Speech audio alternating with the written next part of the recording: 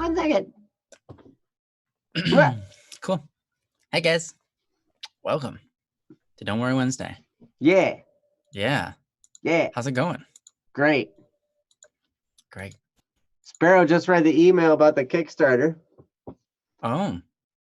Yeah, an update got posted today. Oh, did it? Nice. Good to hear. Yeah, we've been due for one for a long time now. Very few people know about that. That there was an update posted. Sparrow knows. Sparrow's here and he knows. Because Sparrow is here. Sparrow is everywhere. And nowhere. Creepy. I don't know, Jesse. I wouldn't know. Yeah. Welcome to Don't Worry Wednesday, everybody. Thanks for joining us here. This is the show where we talk about whatever issues might be going through your life, your mind, your brother's mind, or your aunt's brother's mind. And that would be your father? It should be your uncle or your father, yeah. Or your uncle, depending on whether you even have an aunt or not, I guess is also up in the air.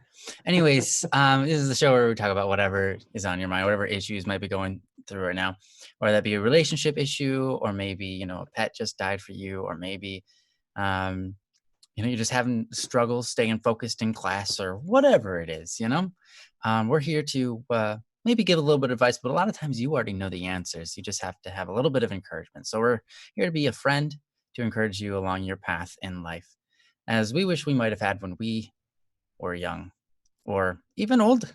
Honestly, even today, sometimes we just need that. We don't know it all. We run into our own mistakes all the time.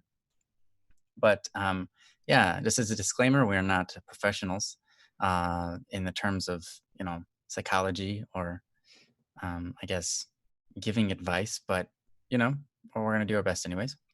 So yeah, welcome everybody. Thanks for joining us. Nice to see you. See Sophia and Princess. Everybody say thanks for Princess for being here all the time. Yes. She helps us a lot in keeping the chat organized and stuff, and helping us organize the different topics that we'll be going over. She's a chat room hostess, so thank you, Princess. She is, and she organizes my brain during this show. Nice. It's incredible. That is incredible. And thanks to Jesse as well for being our host, keeping us live and producing us. I guess I'm the host. What is it? Producer? Jesse's our producer. Yeah, Jesse's I always say host because the server is called the host, and he's hosting us on his server. Terminology is all weird. So Jesse's hosting us, but he's actually the producer, and I'm the host who's being hosted. And I'm the guest. Yeah. Maybe once, maybe sometime we'll actually get more guests on here. It'll be cool. Actually, I think it goes like this. I think because Jesse's the producer, and then Princess is the hostess, the chat room hostess, right? And today you are the host of the show, which means I'm the star of the show. Oh, that's right. I agree. And when I'm the host of the show, Ryan is the star of the show, which just feels more natural to me. Like, I would much rather have Ryan be the star of the show all the time. Do you want to be the host? Well, I just want you to be the star. Oh, I think that you shine bright like a star way beyond me. Like, every time I look at you, the brightness of your soul, I can't even spell it out in words. But it just gleams onto me, and I just can't help but smile.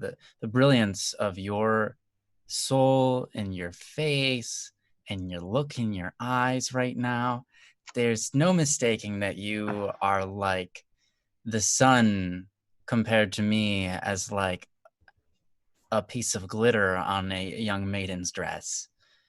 There's a mighty fine difference, and I'm just a glimmer, a reflection of the light that you shine and the warmth that you give off into this world, Joe. So how about we just drop this conversation right there, and we're going to continue on to the issues with whatever we have, whatever anyone else has to say. That's all. So yeah, we're not going to listen to you. Yeah, no.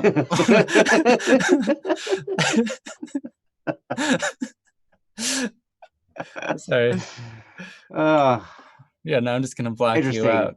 Wow. So So we've got some topics to go through. What do you think, man? Yes, yes. Now that we've Actually, I gotten have a that ton. thing out of the way, whatever you were just talking. You're welcome. I guess whether Yes, thank you you. want it or not, I don't know. Thank you. Yes. No, don't you dare, Cherry! Don't you dare! That song doesn't exist in this world. No. Yeah. So welcome everybody. I guess why not just jump right into it, eh? Yeah.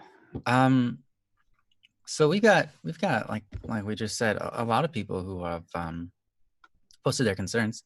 So I'm going to list off a few names, and if you're here, obviously, please say something in the chat box here, and we'll get to you as soon as we can. So I'm gonna just go for it. There's obviously a lot of people who aren't here, but we're just gonna name them off anyways, just in case they're lurking around. So Nox, Amira, Nathan, Bakugo Lover, Sunryosuke, Karma, Rose, Random, Akil, Purple Husky 8, 15th Ghost, Hyrule, Jack, that's Ichiraku Jack, Brandon, Summer Keegan, Sparrow, Swilk, and perhaps Cherry? That one seems to be crossed off. I'm not sure why. It's in progress. Oh, it's in progress. Okay. Yes. Well, we'll get to that if they finish progress. So yeah, of the people I see here right now, hey Frost, how's it going? Let's see. Akil, of course, I bet is here, but Sparrow is here. Sparrow is here. Sparrow is here. We can start with that's for Sparrows. Sure. Yeah, why not? Why would we not? And so, oh wait, Sophia's here. Sophia's came first. Sophia's got one. Does she? And I think it was kind of a disappointment because our website was down last week. Oh yeah, you're right. And she had one on the website. That's right. So yes. Where did that go? How can I get to it? It's I can post a link. So yeah, that'd be appreciated. Yeah, it's about an existential crisis. Sophia says, if anyone else is urgent, Sparrow, are you on a time constraint tonight? I know sometimes you're on a time constraint. That's a good question. Yeah, sometimes that is the case. Yeah. Sparrow is here. Akil, and you're coughing. Look at that, cough checked out. Yeah, Akil, she did have something last week, but I believe we did actually cover it last week as well. Until 9. Until 9. I don't know what your time zone is. It's after 9 for us. Yeah, for right now it's already 9:30. So is that in half an hour? Are you Central?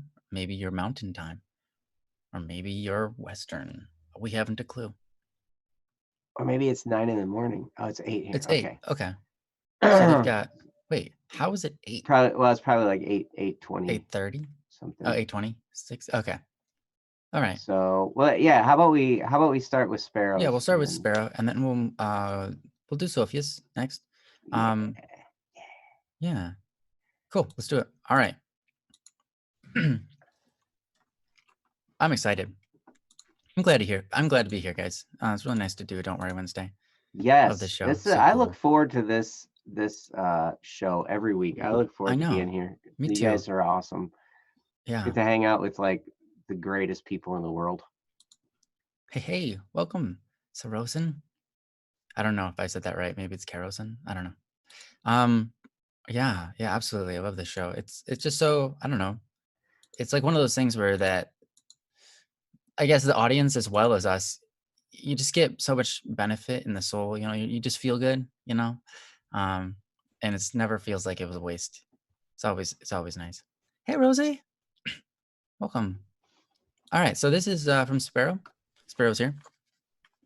This topic is titled "Life's Troubles," and it reads as follows. Sparrow is here.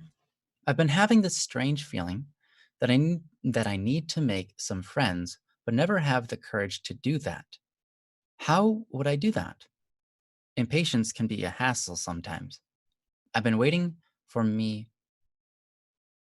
Hold on. Oh, I've been waiting for my mentee program. Sorry. I totally like got dyslexic there for a second. Okay.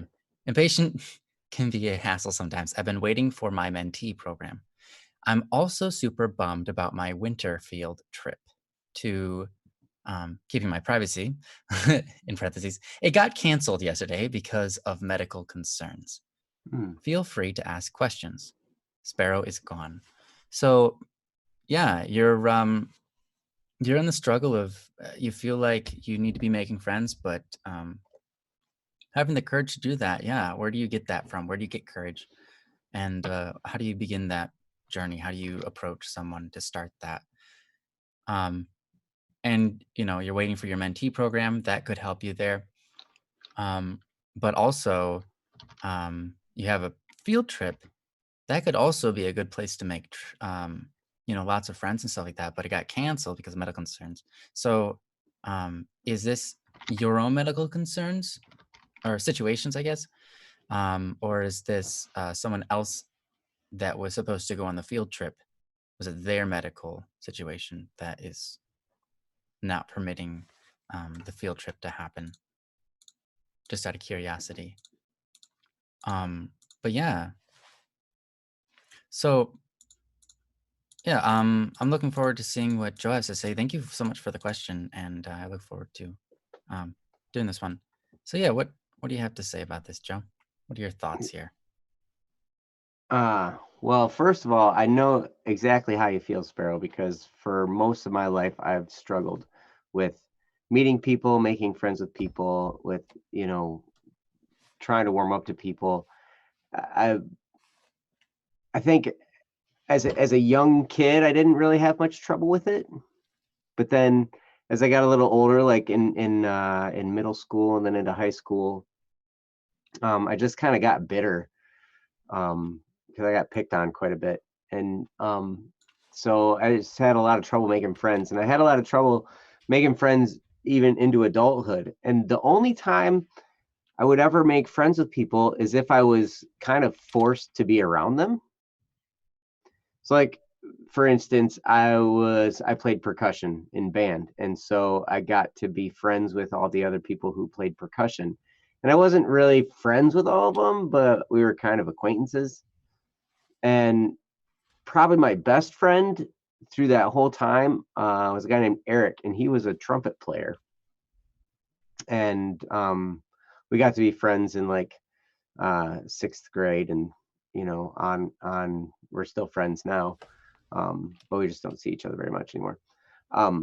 But anyway, so it was just being in the same area as people, kind of just naturally. I started to become friends, kind of just randomly with people, and there wasn't any rhyme or reason to it necessarily. And I think then it was just interests in different things. I got to be friends with some of the people on the swim team because I was on the swim team as well, but not very many of them, surprisingly. Like I kind of got picked on a lot there too, but yeah, it was really weird. So I had a lot of trouble. I did not know how to go about making friends, and I just didn't know how to do that. And I learned some stuff when I was in my 20s. I got turned on to some books that really, really made a difference in this area of making friends. One of them is called How to Win Friends and Influence People by Dale Carnegie. I mean, the title says it all. That is a great book. And it goes with it just teaches you about human nature and how people respond and what people respond to and how we all kind of operate in a way. It's just it's kind of a textbook on how to relate to other people and just to kind of get you over the hump of doing that. Another one is, I just typed this in the chat, probably the most important one that I read that made the hugest impact on the way I thought about people and the way I acted around people and the way I still act around people now, because I can make friends anywhere as long as I feel like doing it, I guess. Like I can go and talk to people and make friends with anybody now. And this book is the one that made the difference. And it's How to Have Confidence and Power in Dealing with People by Les Giblin. And that book totally changed my perspective on how people are. And what I found was it wasn't really hard for me to make friends. It's just that I wasn't paying attention to how people operate. And when you read this book, you realize, oh yeah, I'm like that. And then you find out, oh, all people are like that. It's like, this is a book about human nature. Like, and so there are a lot of great things in there about, really, the hardest part for me was always starting a conversation. Meeting a new person and starting a conversation with them. I could have a conversation with people if they started it. And I think most people are kind of in that boat. But it's when you can get to be a conversation starter just by saying something trivial. I mean, I say one of the most trivial things ever when I run into somebody and I just start talking to them. I was just like, hey, are you having fun today? That's so trivial. Because, sometimes people look at me and they smile and they say, yeah. And sometimes they look at me and they give me this sarcastic, oh, man, yeah, well, it's fun now. Sometimes they just grunt and look at me like I'm a moron, which probably is halfway true anyway. But still shining bright, man. Shining bright. But if you can learn to think right about other people, which is, people are people. We're all trying to figure things out. We're all just people. And a lot of us could use more friends. Now, sometimes you come across people that are like, you ask them, hey, can I be your friend? And they're like, no, I've got enough of those. I don't need any more. It's like, okay, fine. I don't need any more friends either then. Fine. But, it's interesting. So I would definitely take some of those books.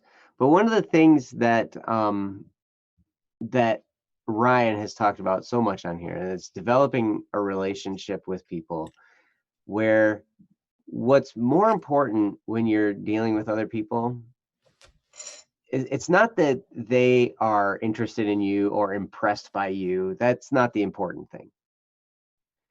We go around so much thinking, we just kind of naturally feel like I need to impress these people in order for them to like me. I need to be likable. I need to put my best foot forward. I need to do it. And we treat it always kind of like a job interview, almost like we're going to interview to have a friendship with somebody. But really, truly, the way to be impressive and interesting in other people's eyes is to be impressed by them and to be interested in them and make them feel important. Like if you can give people that food that they're after, which is, just love, encouragement, acceptance. I mean, that's the biggie right there. Acceptance. If you can accept people as they are, oh, wow, that's huge. In How to Win Friends and Influence People, there's the 3A principle. It's acceptance, approval, and appreciation. And they go in that order. So you start with acceptance. If you accept somebody where they are at, exactly how they are, you don't judge them. You just accept them for who they are. That's such a huge step. You start there, that person already will be your friend unless they have like their guard up or something. They're already going to be acting friendly toward you. Then from there, if you can find something to approve of and give your approval to in their life, and it's better if you find something that's not super obvious. Like if I go up to somebody who's like this beefcake working out at the gym and I'm like, hey man, you got some pretty impressive arms. Like he knows he's got impressive arms. He works on them every day. Right. Mm-hmm. But say I'm watching that guy from across the room and I see how he handles the guy at the front desk, you know, like the manager person. And maybe there's some kind of issue going on with his billing. And he just handles that situation so calmly and coolly. And I go up to him and say, man, that's amazing how you just, you know, handled that situation. I kind of overheard what you guys were talking about. And that was really, really cool. You know, that's something that's not quite so obvious, you know, because yeah, he knows he's a stud, right? But he may not, it may not come out that he's good in that other area. So if you can find something that's a little bit more subtle, that's an even more powerful approval to give somebody. And finally, it's appreciation. When you can appreciate somebody for who they are, you've accepted them, and then you've found something to approve of, and now you can appreciate them in some way, man, you have just built a bond in like 5 minutes. And they're going to remember you, they're going to like you, they're going to want to be around you because I mean, you want to be around people like that, right? If you run into somebody and they accept you for who you are, just, you know, just you lay yourself out there, this is who I am. Somebody likes you for who you are. You like being around that person. And then if they find something to compliment you on, and it's real and it's sincere, it can't be fake. We're not talking about empty flattery or something like that. It's real. And then they appreciate you in some way, you know, they appreciate that you did something. They appreciate the way you handled something, you know, all that, anything like that. You want to be around that person that treats you that way too. In fact, you can't wait to be around them again. But only if it's real and only if it's sincere. And that's just one small component of what's in that material that just totally blew my mind. It's almost too obvious, but we don't even think about it. But you read that and you're just like, oh my gosh, that's totally true. I can't believe it. Totally true. And yeah, but we don't even think about it. So those are some things to help you make some friends. And as far as courage to do it,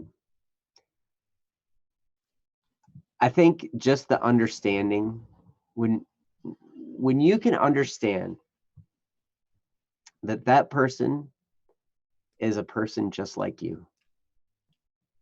They're just like you. I mean, obviously we're all different, but we all crave that acceptance from others. You know, we all crave a friend that loves us for who we are. We all want that.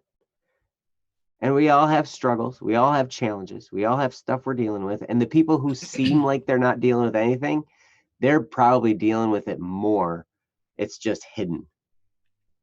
And so it's deep down in their heart. And so it's even more painful because it's an internal struggle that's not out in the open.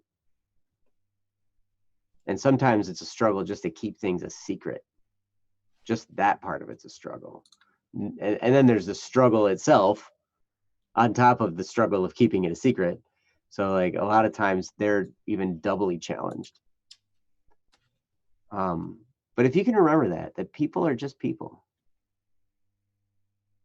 They'd love to have somebody who accepts them. And if you do that for them, they would love to be around you. And you'll have all kinds of friends. You'll have all kinds of real friends. You'll have all kinds of fake friends.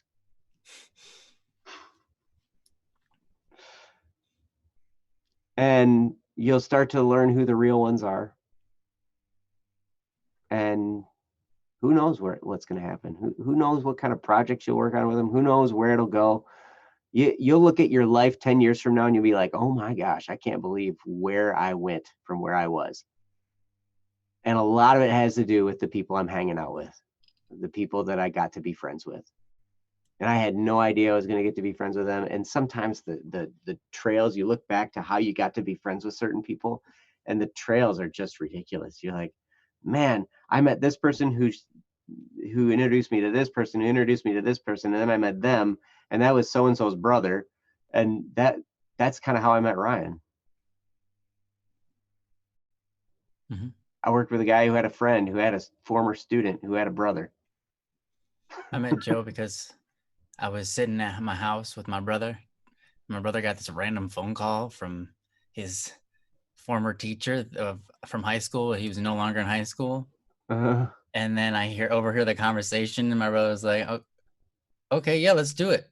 I'm like, what just happened? What was that? I was like, that was like sounded like a business call. And he's like, it kind of was. I don't know what, some kind of weird thing, I guess. I don't know. They're coming over here like sometime like tomorrow or something. And I'm like, okay. And then Joe showed up at my house. So. Yep. And Ryan, I didn't talk to Ryan for No, we didn't talk. a long time. Just saw him back there. Mm-hmm. Yep. Never knew I'd get to be like, he'd be one of my best friends. Yeah. You know? Nope. Never knew. Never knew that. It was amazing. But yeah. So anyway, I'm going to turn it over to Ryan because I know you got a limited time, and Ryan's chock full of wisdom. So I don't know about that, but I can do my best. You certainly are. So yeah. So hopefully some of that was helpful, Sparrow. And thanks again for the question. But Ryan, what do you got? Yeah, I think Joe really covered a lot of it. I mean, I think the main thing here is, courage. Like, you can make friends, Sparrow. I think if you want to, I would say, I think the main thing you can do to help yourself in all of this, outside of, prepping yourself, reading like the book that Joe recommended, How to Win Friends and Influence People, doing those type of things, just understanding who you are and how people operate. And then, going out there to please other people, makes sense, right? But I think one of the best things you can do for yourself, and especially this will help you not only to navigate your relationships and to understand them and to keep them on track and to appease people and be there for the right reasons, but also to give you the courage and the sense of mind that says, hey, I can go up and talk to this person. It's not that big of a deal. And that's this. Make sure your heart is in the right place. Mm-hmm. Change the framework of your heart and your mind so that you understand, I'm not in this. I'm not going to go up to this person in order to make myself feel good. Rather, see, a lot of times the reason we don't go out and make friends, we see somebody right in front of us, right? And we choose to say nothing. When we could say something, when we could make a friend, we choose to say nothing because we're fearful. We don't have that courage. But we have to realize it doesn't take a whole lot of courage when you have the right mindset. Because what are you fearful of? I think the main concern is, well, what if they don't like me? Right? Well, what does that got to do with anything? First of all, you don't even know them yet. So what's the matter if they don't like you? If they don't like you and they don't know you, they don't know what they don't like. which is That's true. That's like an inadequate, unrational thought. Like, oh, I don't. If you walk up to somebody and you try to make a friend out of them, and they repulse you, whatever, repel you. I don't know what the word is. Reject, whatever. I don't know. If they push you away, right? Then they're just probably having a bad day. It probably doesn't have anything to do with you. So you don't have any reason to say, oh, they don't like me. But even if they didn't like you, one, it would be irrational because they don't know you. You've just met, right? They might have some preconceived notions about you, some things that they heard rumors of or whatever. But what's that have to do with you? Very little of nothing, But on top of that, the reason you're trying to make friends has nothing to do with that. Because you're not going to go out to make friends to figure out who likes you and who doesn't like you. You're making friends because you like those people, or because you want to make sure those people are known, are that they know that they're important, that they know that you like them. Or maybe you go out to find out if you like somebody. Sure, that's that's true too. But it's not about whether they like you or not, right? Um, because if it's only about whether they like you or not, then you're putting yourself in a very vulnerable place for no good reason. Um, you're always judging other people and asking, do they like me? What do they think about me? And then you're basing your own emotions upon your ideas, which are possibly assumptions of what other people think of you. And that's really a bad place to be. So like, if I don't know somebody and I'm worried about what they think of me, and I'm letting myself and my own security, my own belief in myself, my courage, what I choose to do during that time that I'm around them, whether I can remain virtuous or do I tell the truth all the time? Am I quiet? Am I loud? All of that.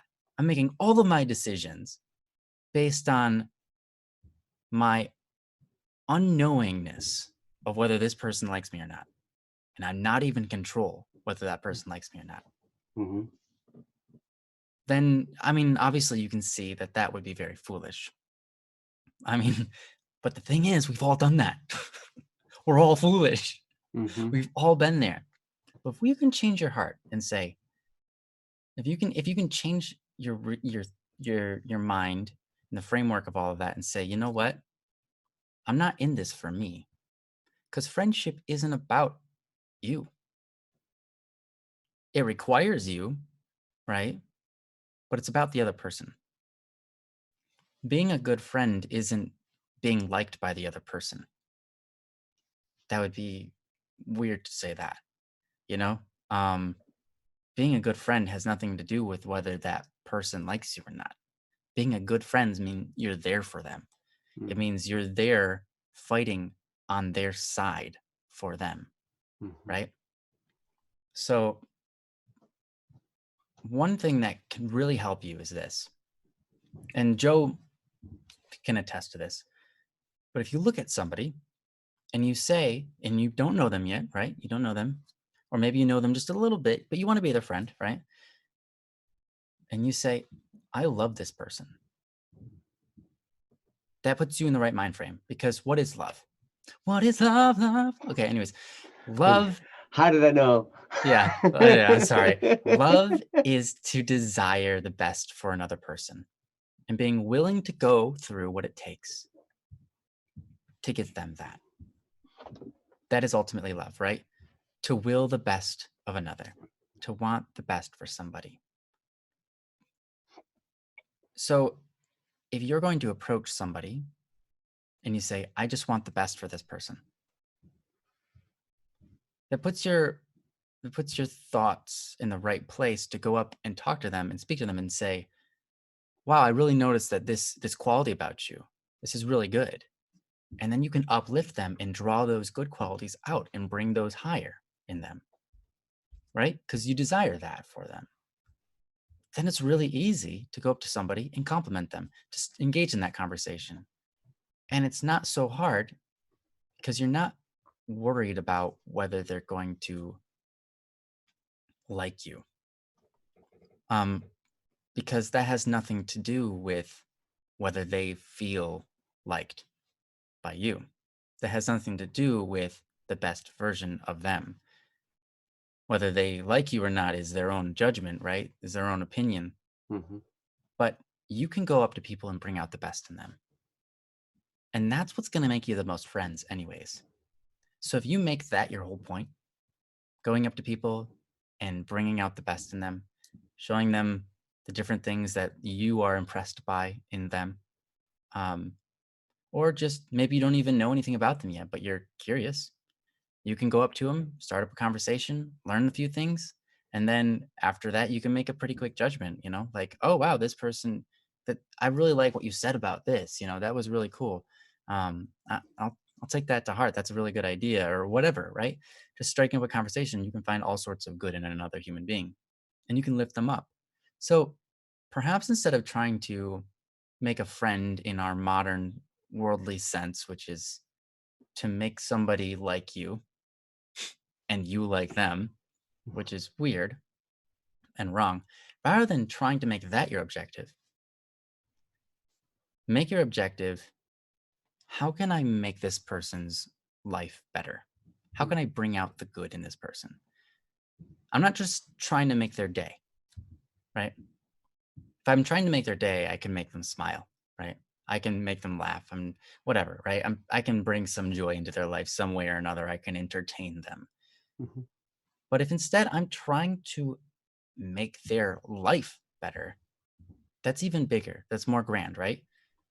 That means you are uplifting them in a particular way that they will leave that encounter from you and take that with them and have a little bit of growth within them that will continue throughout their day and the days going on forward from there.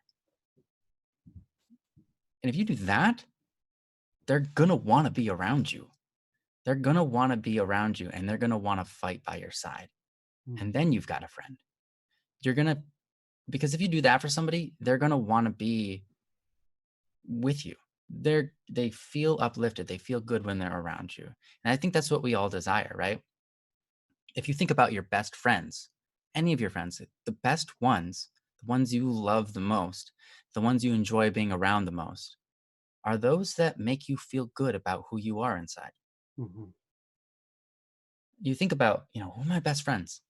And you think about how you feel when you're around them. It's always, these are the people that I feel like I'm better around. I feel like when I'm around them, I feel just like a stronger person, a better person, a more liked person, sure, but I like myself more when I'm Mm. around them. Mhm. You ever get people like that? When you're around them, you just like, I like myself more when I'm Yes. around these people. Those people, those people are the people that change your life. Those are the Mhm. people that you want to be like because those people understand what friendship is. Those people are your friends. They are your best friends for a Mhm. reason. In fact, they say a man who goes by the name of Matthew Kelly, I believe, um, he gave a really awesome speech. But in the speech, he said, "The best teachers in life are are the teachers that bring out the best in us, right? That make us the best version of ourselves. The best parents are the parents that help us to become the best version of ourselves, and the best friends are the people who help us to become the best versions of ourselves." So if you can help other people to become the best versions of yourselves, of themselves, I mean, then you're walking the right line, and you're going to be making a lot of friends, and Mhm. um, and you're going to be doing a lot of good in other people's lives, because there's no greater good than to help someone become greater, because then that compounds, right? You help someone to become a better person, and they help someone to become a better person, right? Now you haven't just helped one person, you've helped two people. Mm. But if you help one person and that one person helps five people become better versions of themselves, now you've just helped six people. Mm. And those five people, they help, now you've just helped an entire world of people, right? Yeah. And that's the power of love. That's the power of friendship. That's the power of the right mindset and the right kind of heart, having a heart for people. And so, like I said, if you just before you even walk up to somebody and you're about to go have a conversation with them, yeah, and that's scary, I get it. If you just set your mind right and you just set your heart right and you say, you know what, I love this person, I just want to make their life better. Mhm. And you go up to them and say, I don't even know him yet, but I know that I love him. I know that I want to make their life better. Mhm. I know I want to have some part of their life, because they're awesome. And I'm going to go figure out why that is. What makes them awesome? What makes them tick? And then you just go up and then you have start a conversation up, whatever it is. You could even be like, hey, what makes you tick? And they'll be like, I don't got a tick. What are you talking about? No, no, no, who knows? You can start up a conversation with anything. So don't worry about what your starter is. Tef gave a great example earlier. He just walked up to somebody and said, the sun is shining. Hey, look, the sun is shining. It works, right? It does. Sometimes the most trivial things are the best icebreakers, like that. And then a conversation can develop. It's amazing. Yeah. I will say this. I know that you have to get going here in a minute. Sparrow. Yeah, sorry for being long-winded. No, you totally weren't. You did just about the same amount of time as me. But I did want to say one thing. If you're still struggling with the courage thing, because what Ryan says is going to help you a long ways. Like just the fact of liking somebody, deciding to like somebody, and then try to make their life better. I kind of got that backwards. I would say, okay, I'm supposed to try and make this person's life better. How can I do that? And I turned it into a project for myself. But I should have started with liking them. Yeah, what Joe said is really important, because remember he said earlier, accept people from where they are. That is key. That's step one. Yep. And you gotta like them. You gotta like them. You gotta love them. I mean, and if love's too strong of a word, you can just say, hey, I'm gonna like this person. Yeah. And judgment has no place in liking someone like that. But if you're still struggling with courage, even after you get all that, there's a couple things that can really, really help. And these helped me a lot. And one of them is, and I get reconvinced of this all the time, and that is having some kind of a regular exercise program. And you think, how does that have to do with anything? What it does is it boosts your energy, your attitude, and your confidence levels. For sure. Absolutely does. And I notice that every time I stop exercising for a couple of weeks, that's when I notice it. And I'm like, man, I got to get back into it, and I get back into the swing of things, and I'm, hey, it's cool. So that is one thing. The other thing is I read this in a book. I don't even remember which book it was. It was some obscure part of some book. It said, don't overload your conscience. And what that means is live virtuously. Live doing things that you know are right. Because every time you're doing stuff that in your heart are maybe a little bit below board, they're not necessarily good things, but you're getting away with them, and it's kind of cool. I'm cool because I'm getting away with it, But because I've done that before too. And I noticed a huge difference when I started being honest with myself and saying, you know what, I'm going to do what I know to be right, or at least what I believe to be right. Even if I'm not right, I'm going to try my best to do what's right, even if it costs me something. When you live like that, your conscience is clear. And then it doesn't matter if other people like you, because you like who you are. And then you go into whatever situation with that confidence and that courage. And it doesn't matter if they reject you. It doesn't matter if they turn you down. It doesn't matter if they don't like you back. It doesn't matter at all, because you know that you have no malicious intent at all. You're just, hey, man, I feel bad. And then you start looking at them, and if they turn you down or they're mean to you, you're like, man, I feel bad for them. They must have something really hard going on in their world that they would act like that. I mean, I'm just trying to be their friend, and so you start to have some sympathy with people. But anyway, that I just wanted to make sure I got those in before we had to take off. But Ryan, do you have anything else? I do have one quick thing, and it's basically a little bit about what you're just talking about. Sparrow, I hope you're still here, but If Sparrow is gone, that's cool too. But one last thing I want to say is this. Courage. You can put the word courage into another word, and that would be self-control. Mm-hmm. Because if you think about courage, courage is being able to do the things that you have fear of doing, right? It's just a matter of controlling yourself when that fear presents itself, right? So self-control is the answer to lack of courage. So if you can start doing the things that you don't want to do, then you can overcome any sort of fear and you can show courage. Courage can be more than just self-control, right? But courage can be obtained through more ways than practicing self-control. Courage can come from places of faith. Sometimes something might question your faith and you have courage to stand against it or stand up to it or study into it or venture down that path and figure out the truth or whatever. That all takes courage, right? Courage can come from a lot of places.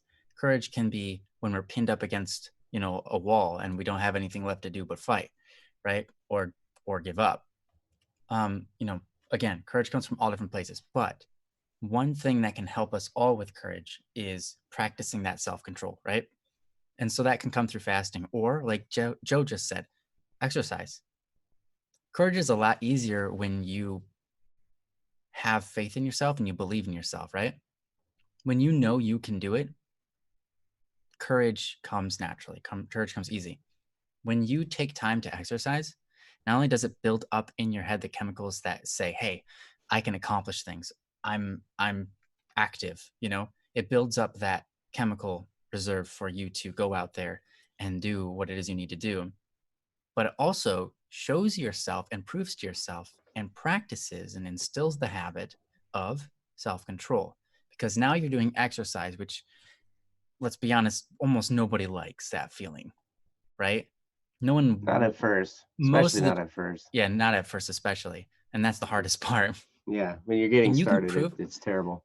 If you can prove to yourself that you can do something that you dislike, then again, now when you're put up against fear and you're like, oh, I dislike that, but I know I can do it and I'm going to do it.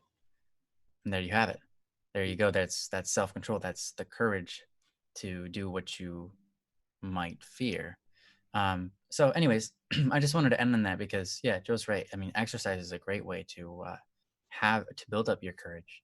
And I say that even though I don't exercise, but I know that it is true. And I can see examples of that in my own life of that exercise playing out and increasing my own courage to act in the right ways, in the right settings, and for good cause, things like that. So anyways, I'm going to end it there.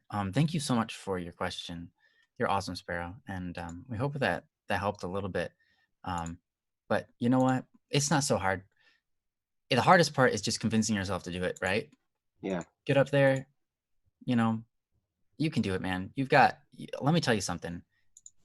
You have friends in us here, right? We like you. You weren't trying to make us like you, or maybe you were, but we like you regardless, Sparrow. We think you're awesome. You have a great personality. You have a lot going for you, and you're good with people already.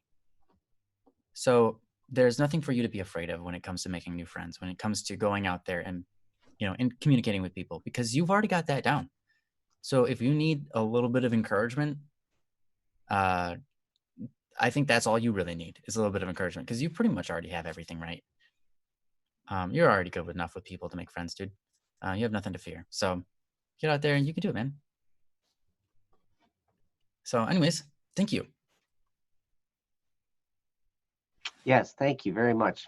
Boy, we've got questions rolling Yeah, we've in. got a lot of them, which is Have great. you been on the website recently? We got like 3 new ones since I this haven't. beginning of I've this been thing. looking at the chat, and I see that we've gotten some from Steve. We might have gotten one from Brandon. Brandon's here, which is great. We've got Cherry Brandon's finished is the theirs. oldest. Brandon's been sitting there since October 24th.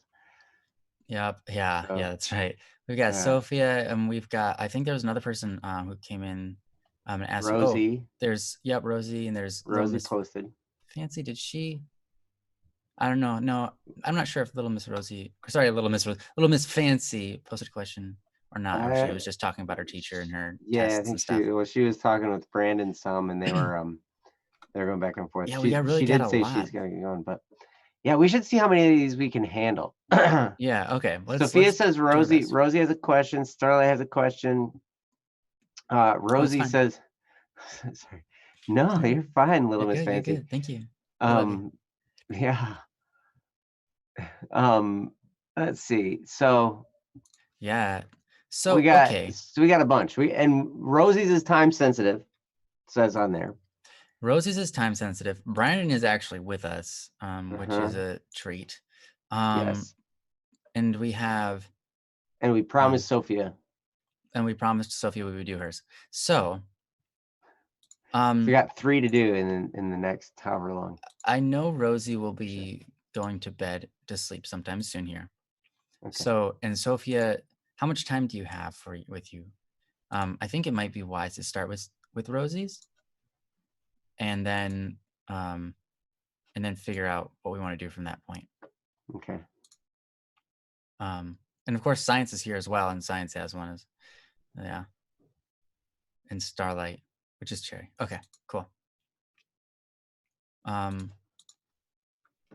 Yeah, if it's all right. Awesome, Little Miss Fancy. Thanks for being here. Okay, yes, Sophie, love you. Sophia said put Rosie before, so. Okay, we'll do it. Okay, it's a bit, okay, no, this is not too bad. This is from Rosie. Do you need a link or anything? Here you go, guys. Watch this, watch this, watch this, watch this, watch this, watch this. Boom! Oh, sorry, dude. Dang it! You made it. I was like, oh no, he's not getting competition. Here we go. All right. This is from Rosie. The title is "It's Happening Again." It's time sensitive topics. Some sensitive topics. All right. It reads as follows. Thank you, by the way. Love you, Rosie. Thanks for posting this here. It reads as follows. So I'm just gonna put a disclaimer first. If you don't like the idea of threats, then it's best to skip past this. Okay. It starts off and gives some, let's start off probably and give some context. I go to a fairly well-off private school. We have decent security and nothing too violent happens. Last year, around the beginning of Christmas break, we had gotten an announcement from the school administration that a threat was written in one of the bathroom stalls, and that the day before break started, the school was going to be heavily monitored by police outside and inside of the campus. I was thrown way off my guard, so I started asking around to some of my classmates about what was going on. One of them explained to me that someone had written down a shooting threat that was going to happen on the day before break. The school was never specific about situations, nor did they cancel school for the day of the threat. The announcement was given to us the day before the shooting. The announcement was given to us the day before the shooting and was supposed to take place. On top of that, my ensemble teacher told us we had to come into school that day or we had to complete homework that would be due when we got back to school. I knew I couldn't have an absent on my record, so I reluctantly went to school that day. Back to the present. And surprise, surprise, another threat was written on a bathroom stall. But this year, I was better informed by my peers. The threat was written last week, and we were just informed about this today. Once again, they tried to downplay the situation, nor did they tell us when the shooting is supposed to. It's supposed to happen this Friday. Okay. The administration has not canceled school yet, and I have 2 exams that day. I'm talking to my parents about not going in that day, but I'm still concerned about missing exams because of my grades. What also concerns me is that the general public does not know about this and the various other legal scandals the school has gotten itself into, even though this is the second time this has happened. I'm just not completely sure on how to handle the situation this time or if the school is making the best decision for us. And this time, I'm absolutely terrified. I'm not sure, but something in the universe is telling me it's not a joke this time. I just want to hear your opinion and to have some insight on what to do. Hmm. Wow. Yes, I definitely understand now why you said it is time sensitive. Hmm. Um, Yeah. and it is also a very sensitive and intense topic. Thank you for sharing this, um, Rosie. This is definitely serious. This is nothing to take lightheartedly. And I hope we can do that justice. We, obviously, we aren't in control of the situation here. We don't have Mhm. any ability to take action ourselves, but hopefully we can have some guidance and can help you to make the right decisions. Yeah, this is a serious situation. I remember that going through a little bit of this at my school when I was younger as well. We had a bomb threat from one of the students that was also written on one of the bathroom stalls, um, and it was handled in a specific way because of the individual that was, the individual that put it got caught, and so we were able to handle it in a different way than yours likely will be. So yeah, I'm curious as to what Joe might have to say, so I'm gonna hand it over to him if that's all right. I'm curious what I might have to say too. Yeah. This isn't something I've necessarily dealt with. So all I can do really is speculate on how I would handle it if one of my kids came to me and told me about something like this. Because really, um, Rosie, you said you're talking to your parents about not going in that day. That might be a smart move, where you say, "Hey, I've got these 2 exams. There's this threat. You might have to talk to your teachers and ask if you can make up the exams." Um, but I mean, I can understand where the school is coming from, because if they cancel school because of a threat on a bathroom wall, then anytime Imagine somebody how doesn't want to go many to school, man, they're just going to write a threat on the bathroom wall, and then they're going to, so they're going to, and the precedent will be set. And so it's just going to be, it'd be ridiculous. So I understand how their hands are kind of tied, and they don't, like, because anybody can write something just because they feel like writing it. But that doesn't mean that it's not a legitimate threat. It could be. And this isn't something that you take lightly, for sure. You don't, you can't, especially in light of everything that's happened. Now, I don't know how many of the actual school shootings that have happened. I don't know how many of them have had threats before they happened. From what I understand, most of them, there was no threat whatsoever. It just, somebody came in and started shooting and caught everybody off guard. There was no warning, there was no threat, there was nothing. I mean, I could be wrong on that. But and if I am wrong, please, you feel free to correct me. Um, but a lot of times threats are just threats. They're not necessarily a reason to be afraid. Now, they can be a reason to take precaution, which is why it sounds like your school had law enforcement and extra security and stuff there on the day that the threat was saying it was supposed to take place. And that really, it stinks that someone would do that, especially if they're not, like, it stinks all the way around. Whether they're serious about it or they're just doing it to get some kind of kick or whatever, they're just doing it to pull a prank. Either way,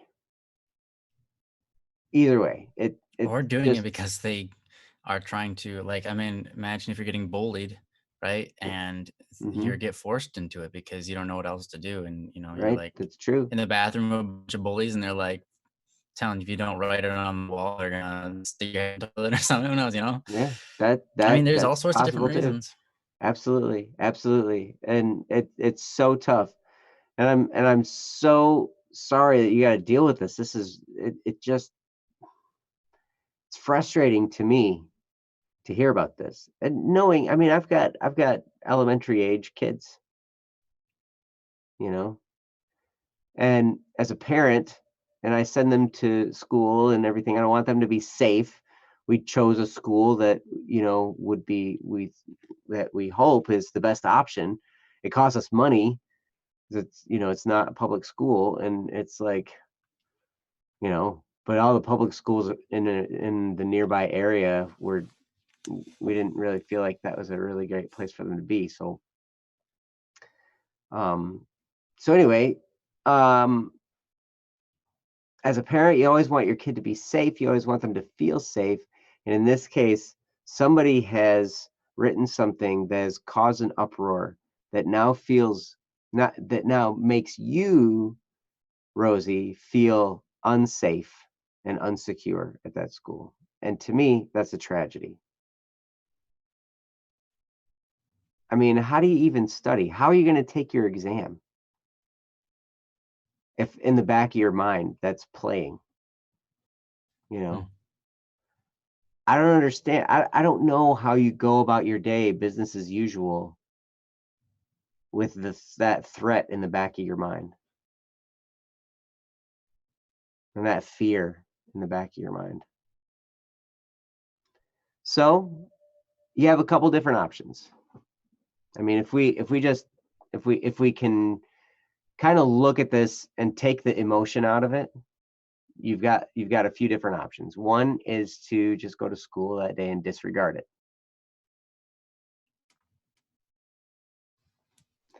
And it may or may not happen as they've written on the stall, and the school may take extra precaution that day so that whoever was planning on doing that decides not to, and they're deterred from doing that because there's too much pressure, too much heat. You know, I would imagine that would be the case in a threat like that type of situation. Um,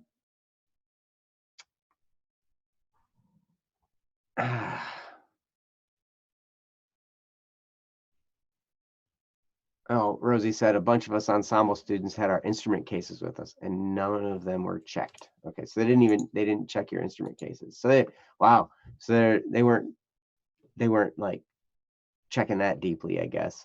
You could easily fit a gun into a instrument case. Yeah. I mean, obviously, honestly. But yeah, so okay, so that's one option. You can just go to school that day, treat it business as usual, and just go through your day. Try and do the best you can with your exams and just try and get through it. Another option, really on the other side, is just you don't go to school that day. And you talk to your parents and you say, hey, you know what? There's this threat. I really don't feel safe going to school that day. Can I take the day off? And it's tough. As a parent, you want to keep your kids safe, but you also want to, you want them to not miss school. And it's tough to weigh that out when there's a threat. It's like, is it real? But then you sit there. I mean, me personally, I'm usually like, hey, I would rather not have them go to school and be wrong that nothing happened than send them to school and be wrong and something happened. Regardless of the exams, regardless of the grades, regardless of all that stuff, because grades, I mean, it's important to get good grades, but it's not the end all be all of life. It's not as important as a lot of people make it seem. Yes, you should work hard in school. Yes, you should try and get good grades. Yes, all that stuff. You should work hard and achieve. But missing a couple things here and there in school isn't going to kill you. And it's not gonna like damage your life, 10 years from now. If you miss that day of school, it's not going to impact the next 5 years of your life, probably. And that's one way a friend of mine would look at things. He's like, is this going to matter 5 years from now? Well, if you go to school and you get injured by somebody shooting, that's going to affect you 5 years from now, probably. If you miss a couple tests, then that's probably not going to affect you 5 years from now. That's just kind of my thought on the issue. So it's up to you.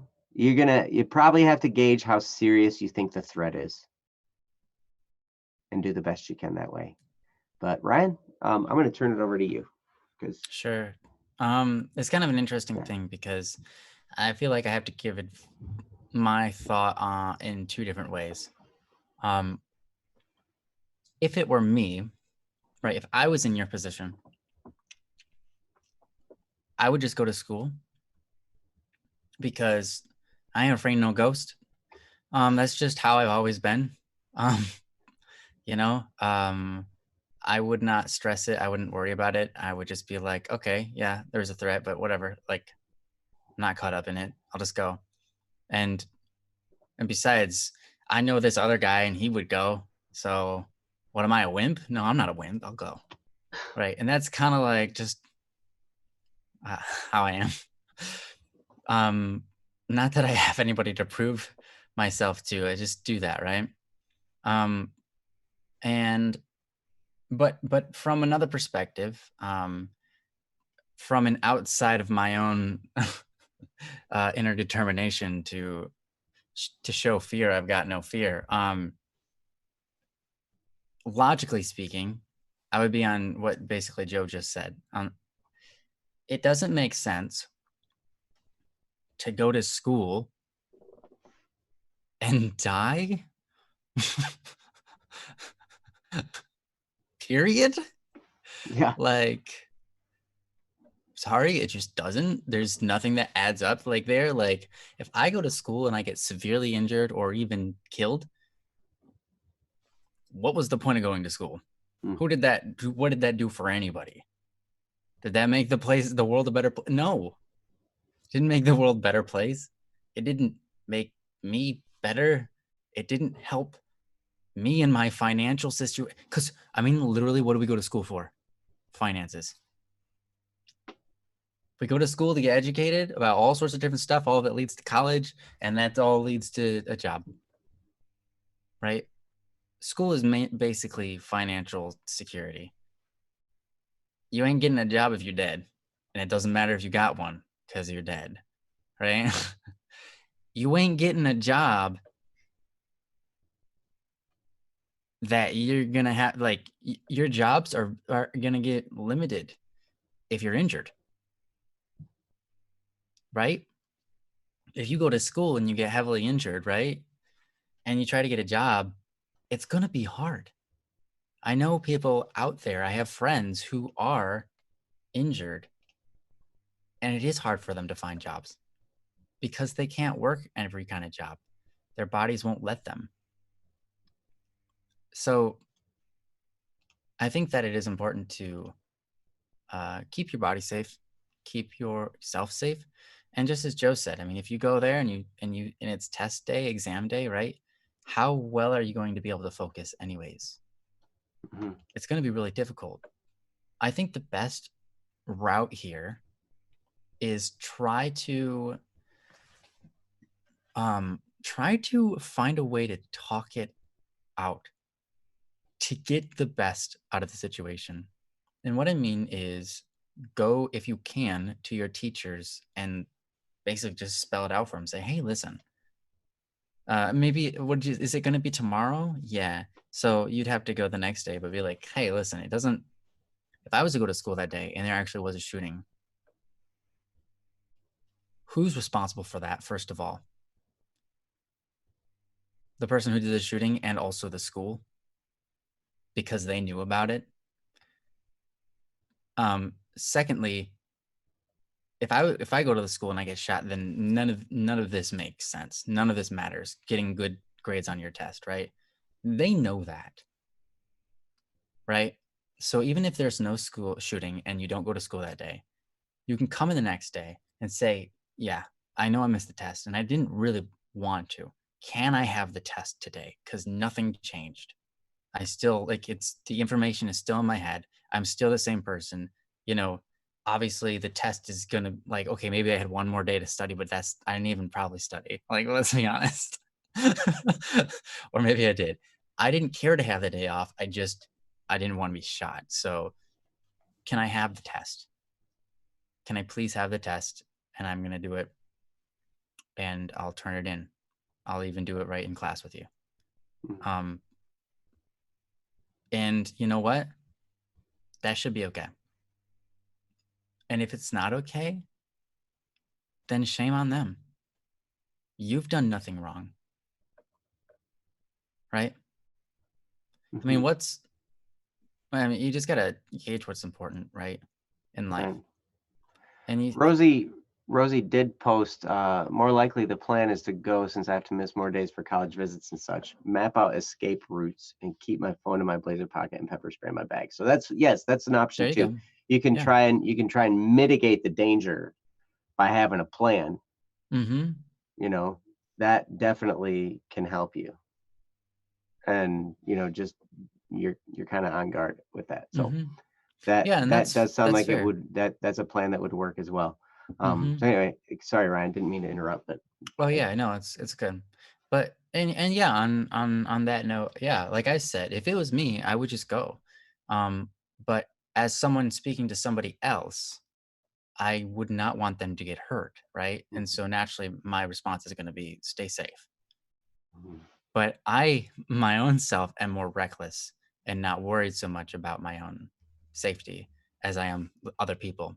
So that's why my response is as I gave it, because I want you to be safe, Rosie. I don't want you getting hurt. That would be awful, right? No one would want that. But if you're going to go, that's a great idea. If you're going to go, then make sure you've got yourself figured out. You know what you're going to do in case something happens.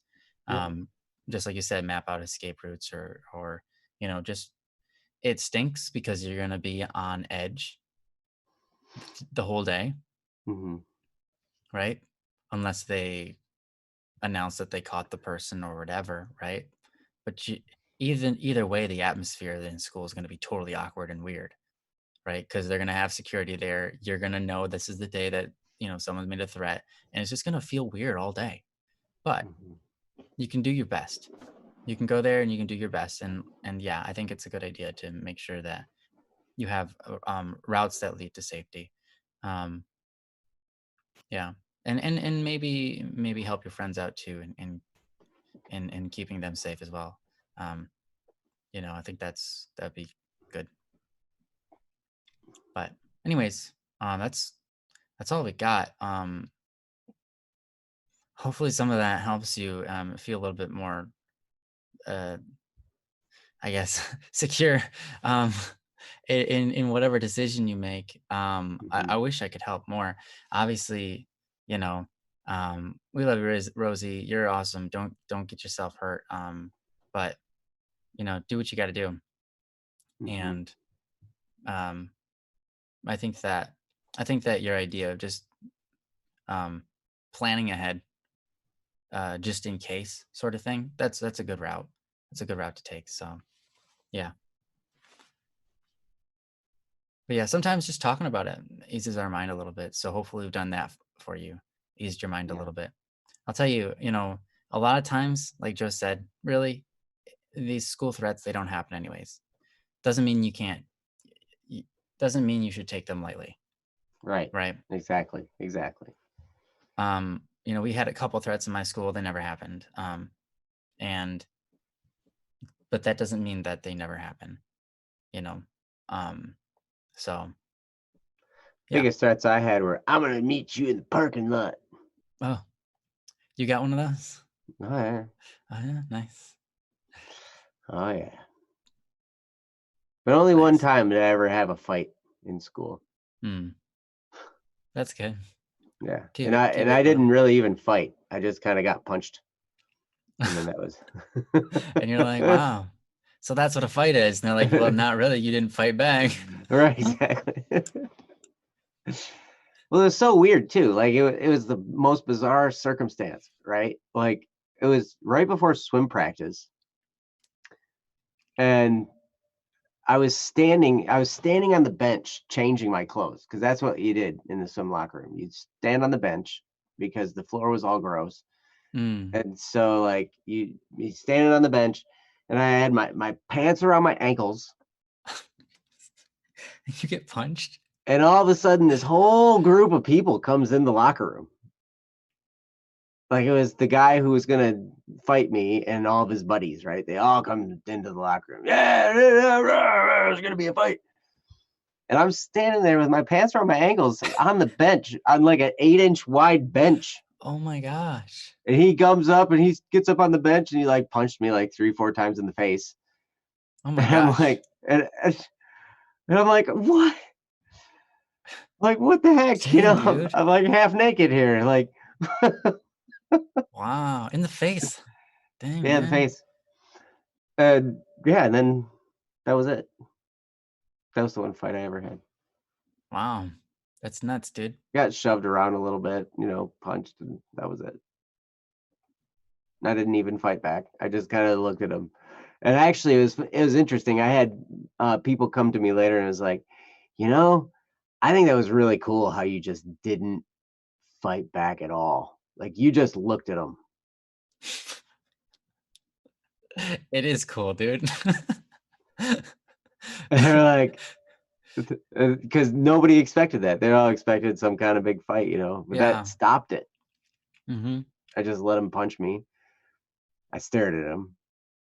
But I'm sitting there like I'm freaking out in my head. I'm like, I don't know what to do. This has never happened to me before. I don't know. I'm not wearing any pants. Like, and he's punching me. Oh my gosh. That was amazing. But yeah. So anyway, I don't know why that story came up, but yeah. All right. Well, Rosie, Karma also responded to your post, so I would check that out if you haven't seen it already. And of course, everyone else in the chat here as well. So thank you, everybody, and thank you, Rosie, for sharing this with us. Yes, and we'll definitely pray for you and your school and everybody involved. That man, that is nothing to take lightly, and that really stinks. I'm sorry that has to happen. That's happening at your school. That's to me, that's ridiculous. That is ridiculous, and it's really, it's just ridiculous. Yeah, say some prayers and stay safe. Yeah, you're awesome, Rosie, and remember that we love you. Yep. And you should come back more often. Yeah. How come you're not here all the time? What the heck, Rosie? You should be here all the time, and you're not. Why? Jeez. All the time, 24/7. Come on, get with it. No. Aw. Okay. Cool. Well, thanks, Rosie. You're awesome. Let's move on to the next one. Well, we still have time. Yes. So we've got Sophia and we've got Brandon. And of course we got a lot of others as well. So Sophia's been really patient. And I think that would be good to do hers. Okay. As long as you're still here. Sophia, you still with us? She just posted. Yeah, she posted not too long ago. Yeah. Yep. Oh yeah, she's here. Wait, don't do mine. Okay, fine. Sophia, I love you. You're amazing. But if we don't do yours, we have to go into Brandon's. Oh, you're gonna go to sleep soon? So I guess she definitely is more consistent with being here. That's true. Okay. And if you're gonna Um, go to sleep soon, we don't want you to miss something because yeah. Ryan's gonna embark on this wisdomness that I've never done that before, but we could try it. unforeseen wisdom. Oh, yeah, that's true. It usually comes out of nowhere. Yeah. Thanks be to God. Um, So so I guess we'll do Brandon's then, since uh, Brandon's is really the oldest on the list here of people we have with us. So, he really is next to mine. okay. We love you, Sophia. You're amazing, and I hope you have a wonderful sleep. Um, yeah. Oh, that's a good idea, Rosie. That's a great idea. Go for it. What'd she say? She's gonna do some writings to as a stress relief. Oh, nice. Okay. Yeah. Okay. So Brandon, hey, what's up, man? We're gonna cover yours. You're welcome. No. um, I'm sure this is much anticipated. We love your topics, Brandon. They're just great. So here we go. This is from Brandon. It's called Education/Global Warming Concerns. And as a side note, before I begin, I just want to say, sorry, there's no amount of time that we could have to do this topic justice, I'm sure. But we're going to give you the best we can with the amount of time that we have. Um, so if you don't feel satisfied, you can always come back. The writing on this one is kind of small. Yeah, it is. Do you want me to read it? Oh, it's okay. Okay. So it reads as follows. Hey there, I am back again. In this post, I will elaborate on my goals, questions, and current status. 1. Abstract. Goals, questions, current status. This is very detailed. I like it. All right. I want to advocate for immediate change in the world. Should I protest and start a movement, or should I start slow with letters to politicians, etc.? How can I advocate for immediate change and raise attention at these alarming issues? Global warming, US education system, etc. I already know many people are starting to do this, but the movement is not enough. I also realize that the Earth does not have enough time to wait. We must act now. Currently, I am writing 2 papers regarding the education system and global warming. I am in process of researching these topics. I know sufficiently to have a debate. I also have a mentorship with my teacher. 2. Into the details. I like that labeled as a 2A. Sorry, I just saw that. Anyways, okay. 2. The details. There are 2 issues I want to address in this document. Global warming in the US education system. I will go into global warming first. 2A. I love that. Global warming. This is estimated by 2050, if Earth warms up by 3 Celsius, about 5.4 degrees Fahrenheit, extreme events will occur. And they give 2 links to help further their state and quotes. As follows, the authors provide one particularly grim scenario that begins with the world government politely ignoring the advice of scientists and the will of the public to decarbonize the economy, finding alternate energy sources, resulting in global temperature increase 5.4 Fahrenheit, 3 Celsius, by the year 2050. At this point, the world's ice sheets vanish. Brutal droughts kill many of the trees in the Amazon rainforest, removing one of the world's largest carbon offsets, and the planet plunges into a feedback loop of ever hotter, ever deadlier conditions. 35% of the global land area and 55% of the global population are subject to more than 20 days a year of lethal heat conditions beyond the threshold of human survivability. The authors hypothesized. Meanwhile, droughts, floods, and wildfires regularly ravage the land. Nearly 1/3 of the world's land surface turns to desert. Nearly 1/3 of the land turns to desert. Entire ecosystems collapse, beginning with planet's coral reefs, the rainforest, and the Arctic ice sheets. The world's tropics are hit hardest by these new climate extremes, destroying the region's agriculture and turning more than 1 billion people into refugees. I will summarize The authors are saying what we would be in a global disaster if a global warming were to occur at the rate it is going right now. We have 31 years till this estimated downfall. Currently, this is where we are at. At Greta Thunberg, as Greta Thunberg, that's an interesting name, says in her UN Climate Action Summit, the popular idea of cutting our emissions in half in 10 years only gives us 50% chance of staying below 1.5 degrees Celsius, and the risk of setting off irreversible chain reactions beyond human control. 50% may be acceptable to you, but those numbers do not include tipping points, most feedback loops, additional warming hidden by toxic air pollution, or other aspects of of equity and climate justice.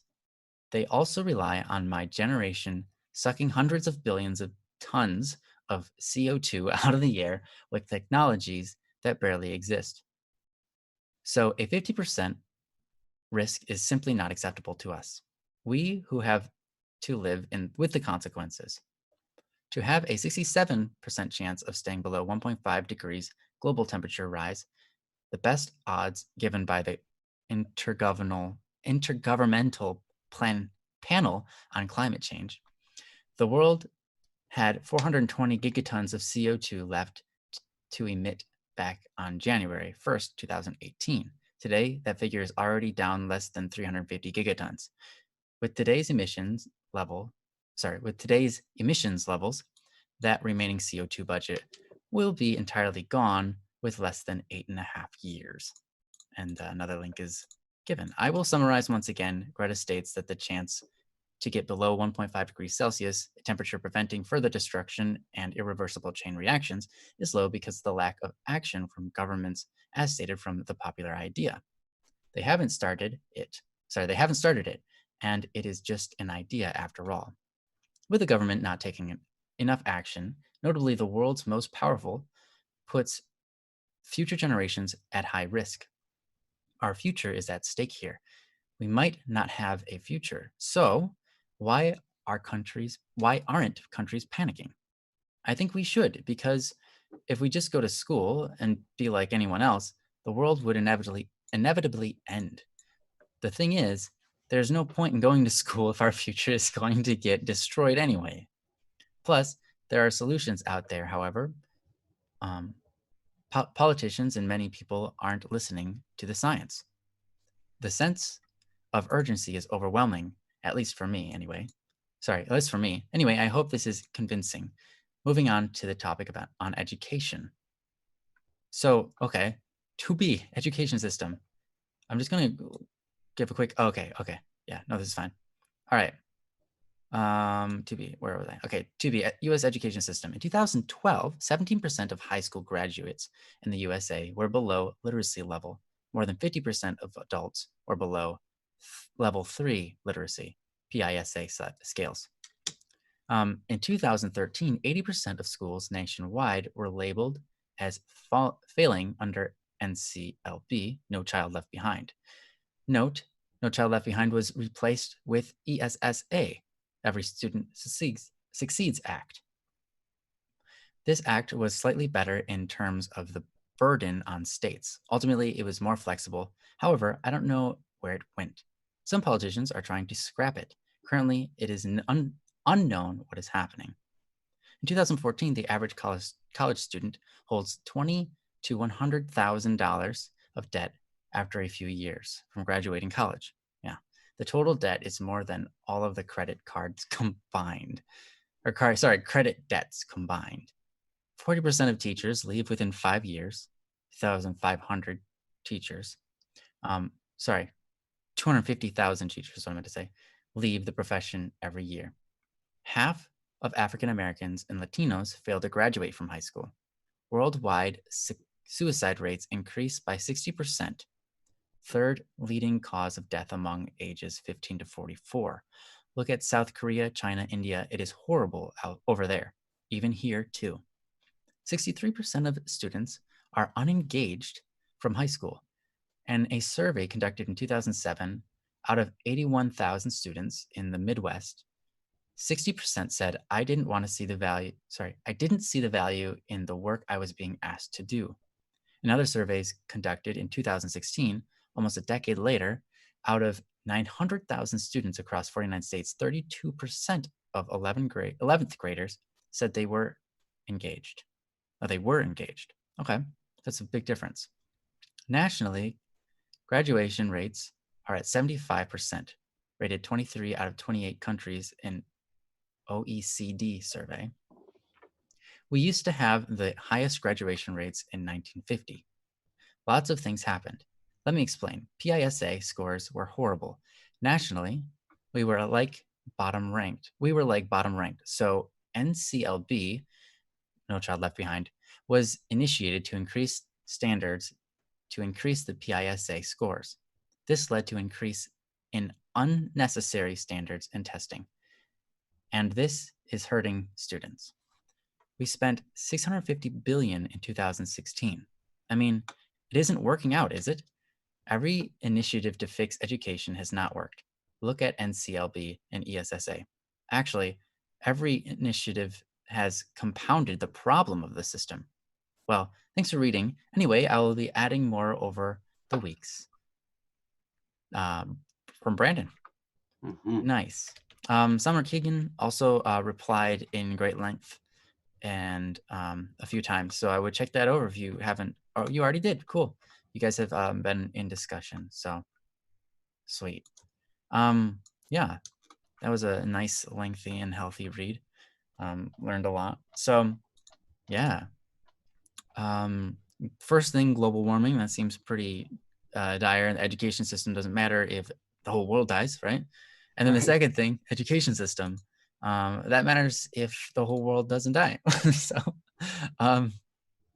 yeah, it would have been longer, frankly, you add. I get it. When you've done as much research as you have clearly done on the topic, it's hard not to get into tangents, hard not to, just speak your mind when you have so much invested into it. And I can understand how this could become 700 pages of information that you wanted to spew out and get into the nitty gritty and arguments and the debates of the whole situations, all of the situations that are going on in the two realms of education and global warming. So yeah, this is, again, you're always here with some really interesting and I guess somewhat controversial or somewhat popular topics and concerns that affect not just your own life, but the life of others around you, which is unique because I think a lot of times we have comments that are just about my life or my friend's life. And how do I help them or how do I help me or whatever? What do we do? But yours are really more engineered towards helping out the world. I think that's really a really good thing.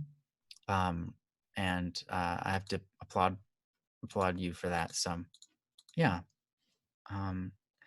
What say you, Joe, about all of this? Well, that's a great question. I've got a lot to say about a lot of this stuff, actually. Sure. But the real question here that that Brandon is putting out is that how it's like what should I do with all this information? Right. Because that's what he was asking at the beginning. How do I advocate immediate change in the world? Yeah. Right, exactly. And honestly, I don't think I don't know. I don't know if protesting would do much nowadays. I mean, you'd have to get a really, really big movement for protesting to be effective. I mean, it'd have to be a big movement. Now you can do it. I mean, people have done this throughout history and done it. But you got to get people to take time out of their schedule and go and protest. And everybody's really, really stinking busy these days. Well, most people. I lump myself into most people because I'm really busy. Just on that topic real quick, I met a couple of protesters and it's really interesting because most of the people who protest do it for the enjoyment of being in a protest, not for the cause. Oh, really? They just like being in the Yes, protest. it's Okay. weird. Well, they do it for the cause, and that's why they say they're there. But the truth is, they do it for their own thrill. Oh, okay. Gotcha. Does that make sense? Yeah. It's really weird, but it is a thing. Yeah, that makes sense. That makes sense. And then also the thought of writing letters to politicians. I mean, that just seems to me like a dead end road right there. I mean, you're gonna have to stinking, go like be really, really persistent for a really, really long time, and then that politician's gonna get voted out of office, you know, or their term's gonna be up, and then they're not gonna get reelected or something, and then all that time is wasted. You spend all that time writing letters. So Science Rock says should have made a TED Talk. And Brandon says, I am. So to me, I look at that. I look at what we are speaking on right now. YouTube, there's social media, there's all this stuff where you're actually going to reach people's ears and eyeballs, because that's where the movement happens. The movement happens in people. If politicians think their constituents want to change things, then they're going to push for changing things because they want their constituents to re-elect them. So the more you change the hearts and minds of the people that are out there, the more effective you're going to be at not only awareness, but also moving the ball in that direction, because politicians follow their constituents. We call them leaders, but really they want to be reelected. And so they just do whatever they think all the people that are going to vote for them want them to do. Or they say whatever they think those people want them to hear. I forgive me if anybody here is a politician or wanting to be a politician. I have very low regard for most politicians, like personally, but they're people too, and they've got their own challenges, and that's a tough situation. It'd be tough for a lot of the world to not like you. I remember reading that in a book one time. They're like, "Hey, you could be the president of the United States," and you're like, "Man, can you imagine being the president of the United States?" Because most of them win by a pretty slim margin. Which means most people hate you. Yeah, exactly. Which means there's like 150 million people in this country alone that hate you. And they don't even know you now. Yep, that's right. They don't really know you. But yeah, like honestly, if you want to get this information out there, man, start making videos, start making vlogs, start making TED Talks, start taking this information and putting it out there, like through that. This is controversial stuff. Controversial stuff gets views. Mm-hmm. So not only will you get this information out there, but you'll also probably make some money. Yep. Which would be okay, right? So yeah, you can start there, like just raising awareness on that. Now here's the thing, I want to kind of point you in a direction here, Brandon, because it's one thing to just point out all the things that are going on that's wrong. We need to have that happen, right? But personally, I don't know. I'm not involved in either of these situations enough to know what could fix it. And that's the angle. What can we do to fix it? And then how can we take that thing that we're going to do to fix it and make it simple? So it's easy to follow. So it's an easy plan to follow. It's a simple plan to follow. How can we do that? The person who does that, who figures out, not only am I going to just spout a bunch of, statistics and different findings from research and all that kind of stuff. Not only am I going to bring that to light, which that's definitely the first part. We need to do that. But whoever can come up with the solution and then present the solution in a way that people can actually digest it and comprehend it, that person is going to change the world in these regards. I was recently having this discussion with multiple people actually, and it was very interesting because my wife and I, over this is kind of off subject, but it's going to be relevant. So just follow me here, okay? My wife and I went through some massive financial challenges over the past decade, really. And we've made things better, gotten things worse, and this year we just got nailed with medical stuff. I mean, my wife had 2 surgeries. One of my sons was in the hospital for a few days, and with pneumonia. He's been to the emergency room with concussions. Oh yeah, he's in the emergency room, and then they sent him home. And then he went to the doctor a couple of days later, and the doctor said, "No, you need to go back to the hospital." And then they admitted him, and he was there overnight and was there. I mean, all that stuff costs money, lots of it. And so we've got massive debts and bills and all that stuff. And, not to mention all the stuff we've been paying for with credit card. We've been trying to pay medical bills with credit cards and stuff like that. So now that debt's up high and everything. It's just crazy. So we're in this financial, conundrum, right? And so I listen to Dave Ramsey, and I'm telling you, for someone who's dealing with a financial struggle, Dave Ramsey, you just listen to his podcast, you're going to get to understand enough. You don't have to buy any of the programs. You don't have to do any of that stuff necessarily. You can just listen to his podcast, and he boils everything down really, really simply on how you fix a problem that you've created in your life. Not just pointing out the problem. Not just saying, this is the problem with your debt. This is the problem with, this is what you did to have the problem, and blah, blah, blah. And just don't do that ever again. And it's like, okay, well, that's great. But now I'm in this position. What do I do to get out? How do I solve it? And I remember having conversations with people years ago. We've had roller coasters of financial issues, right? It's funny. Like, we have good times and bad times and good times and bad times. It's funny.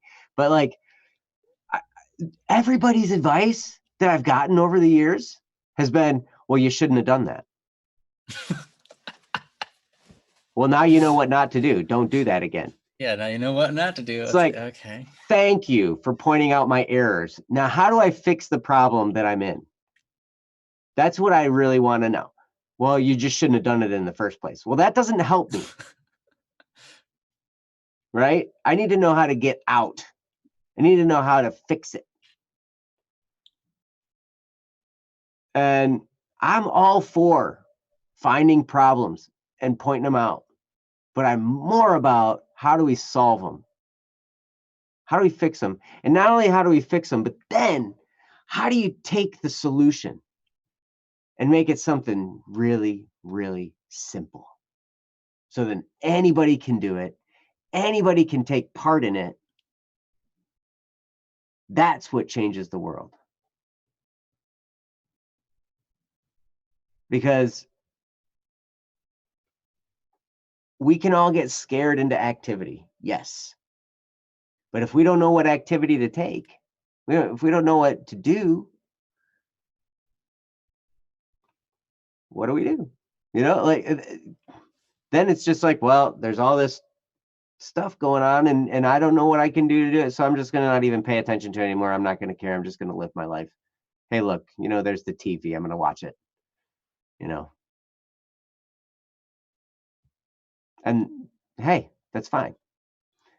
So if you can bring awareness, like, absolutely, you want to change the world? I want to change the world along with you, Brandon. I think we should. I think a lot of this stuff is wrong.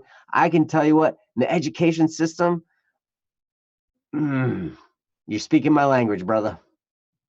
Because I'm looking at that system and I'm like, man, that is a broken system, and throwing more money at it does not fix it. No, it's broken from the very root of what the financial system is for it in the beginning. To begin with, you can't throw money at something that thrives off of people's taxes Hmm. and expect it to do anything different. Yep. It's just Yep. not going to. Absolutely. So somewhere in this research, there's got to be there's got to be someone in the global warming conversation who has solutions. Somebody's got to have solutions that are actually doable. Because some people say, well, we just need to stop driving cars. Like, okay, I understand that, but how reasonable is that really to get everybody to stop driving cars? You know? Someone invent a conventional teleportation system. Boom. No, Yeah, just kidding. hey, that'd be But awesome. hey, right? I mean, Yeah. at the same Electric time. cars. Sorosin says electric cars. Absolutely. That helps at the car level. Mhm. There's a very interesting Tesla makes an electric car. There was a guy driving a Tesla that put on his license plate. He had a vanity plate on his Tesla saying coal powered. And that's literally true because he charges his car from an electrical outlet that's powered by an electrical plant that burns coal to create electricity. And that does just as much Yeah. to the to the environment as burning gasoline. Mhm. Like, That's funny.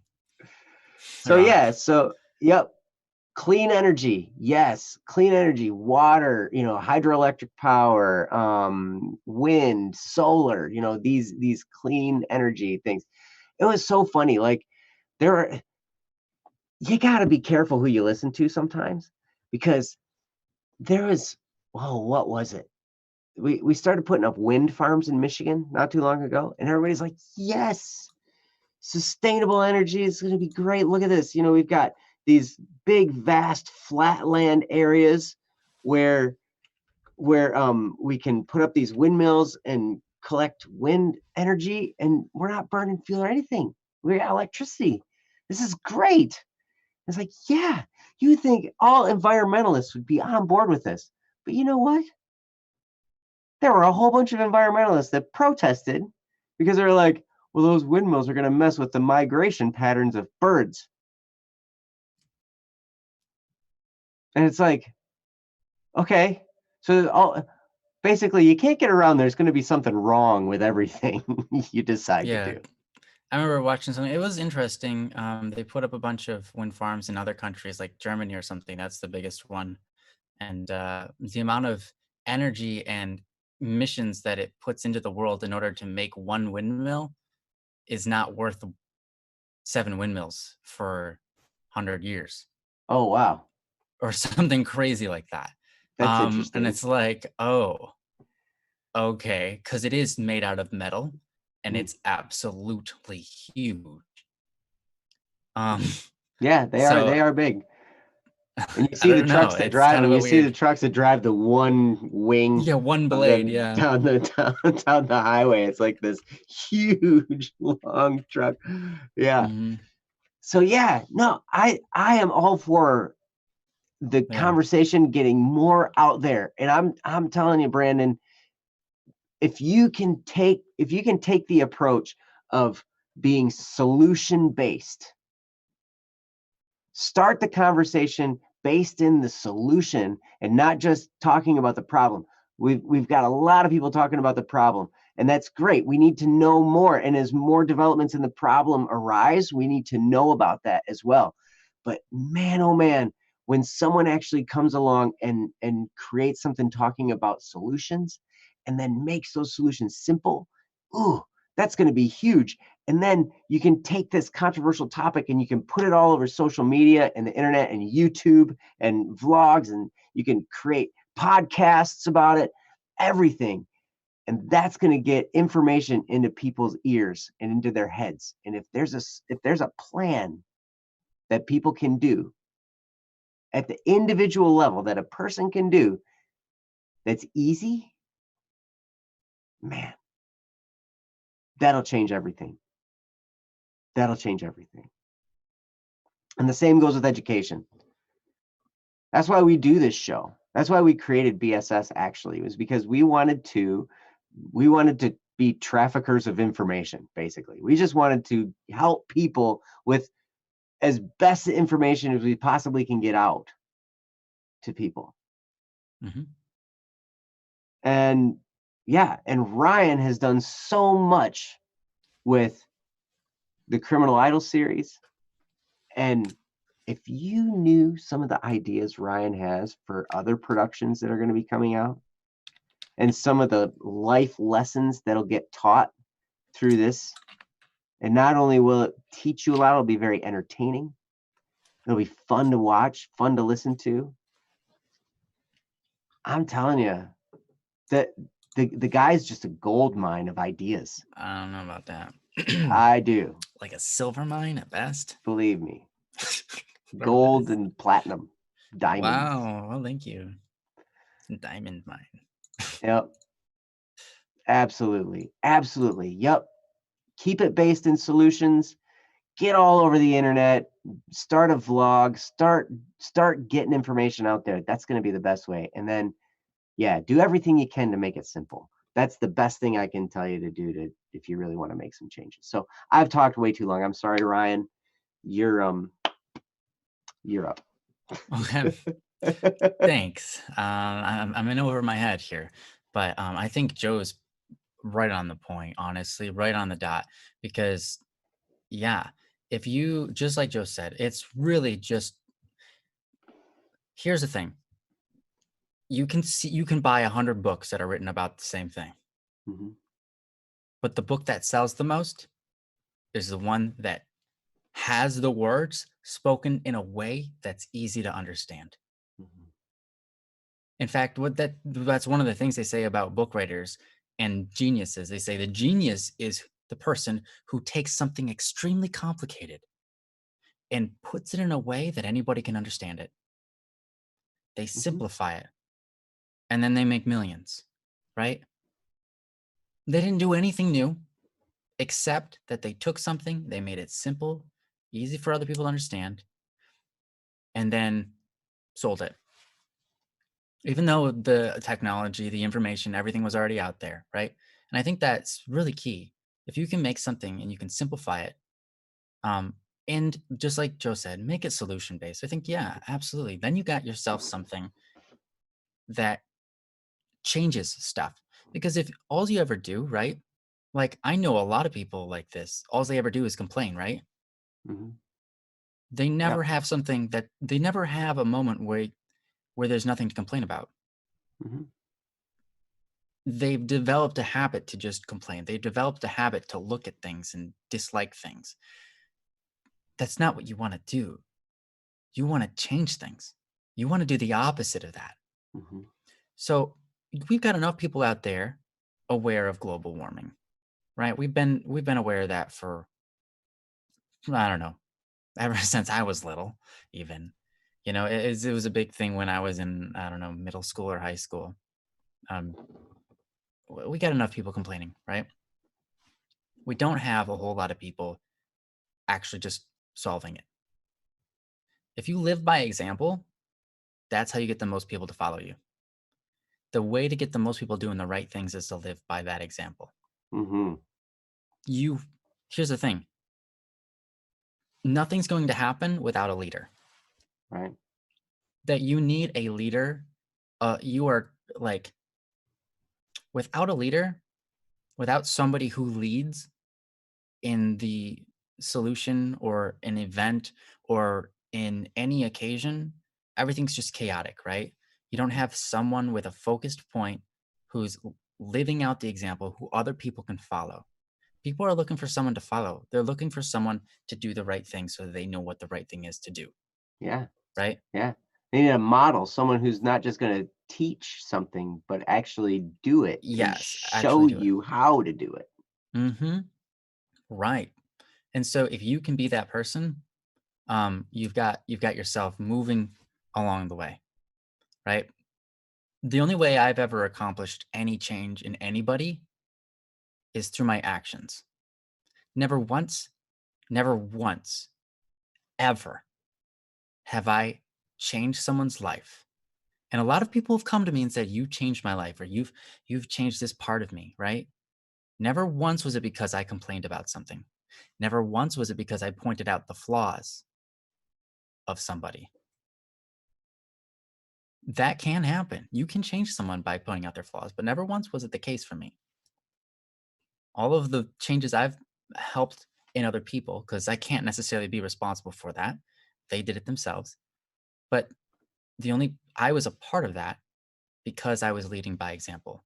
I was looking at something and saying, how do we do this the right way?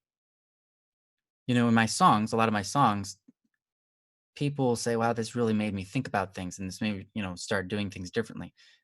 All I'm doing in my song is taking a scenario and thinking about it and saying, how do I do this the right way? How do I solve this?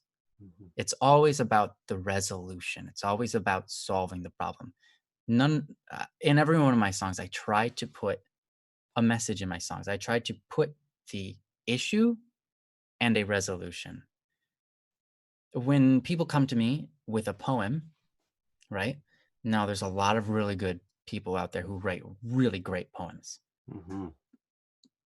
But if you write a poem and it's just talking about how things are so bad, it doesn't do anybody except for maybe relate to somebody.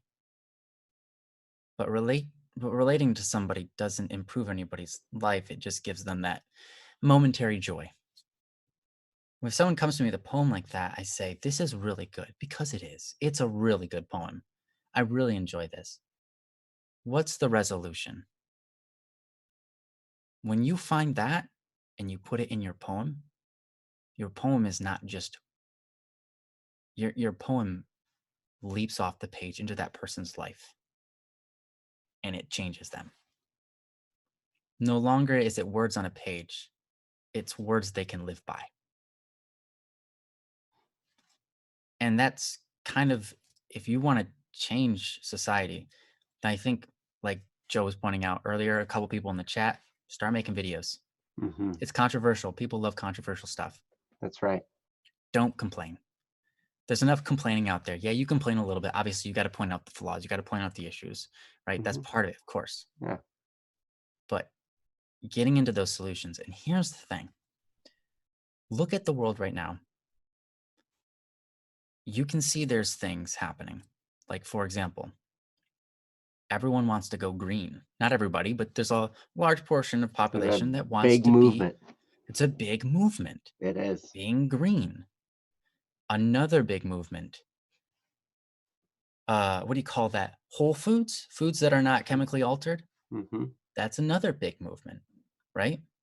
Those Mhm. are two movements that just started because people found a problem with the way things are.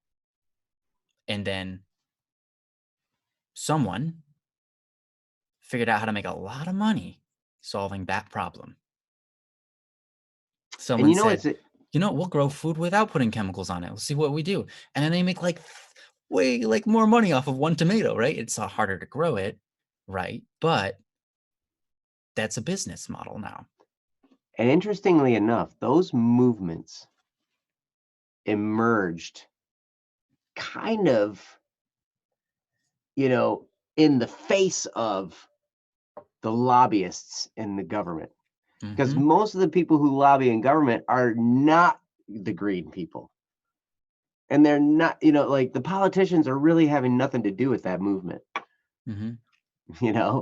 Like they gotta go where who's paying them, and it's not the people in the green movement or the Whole Foods movement necessarily.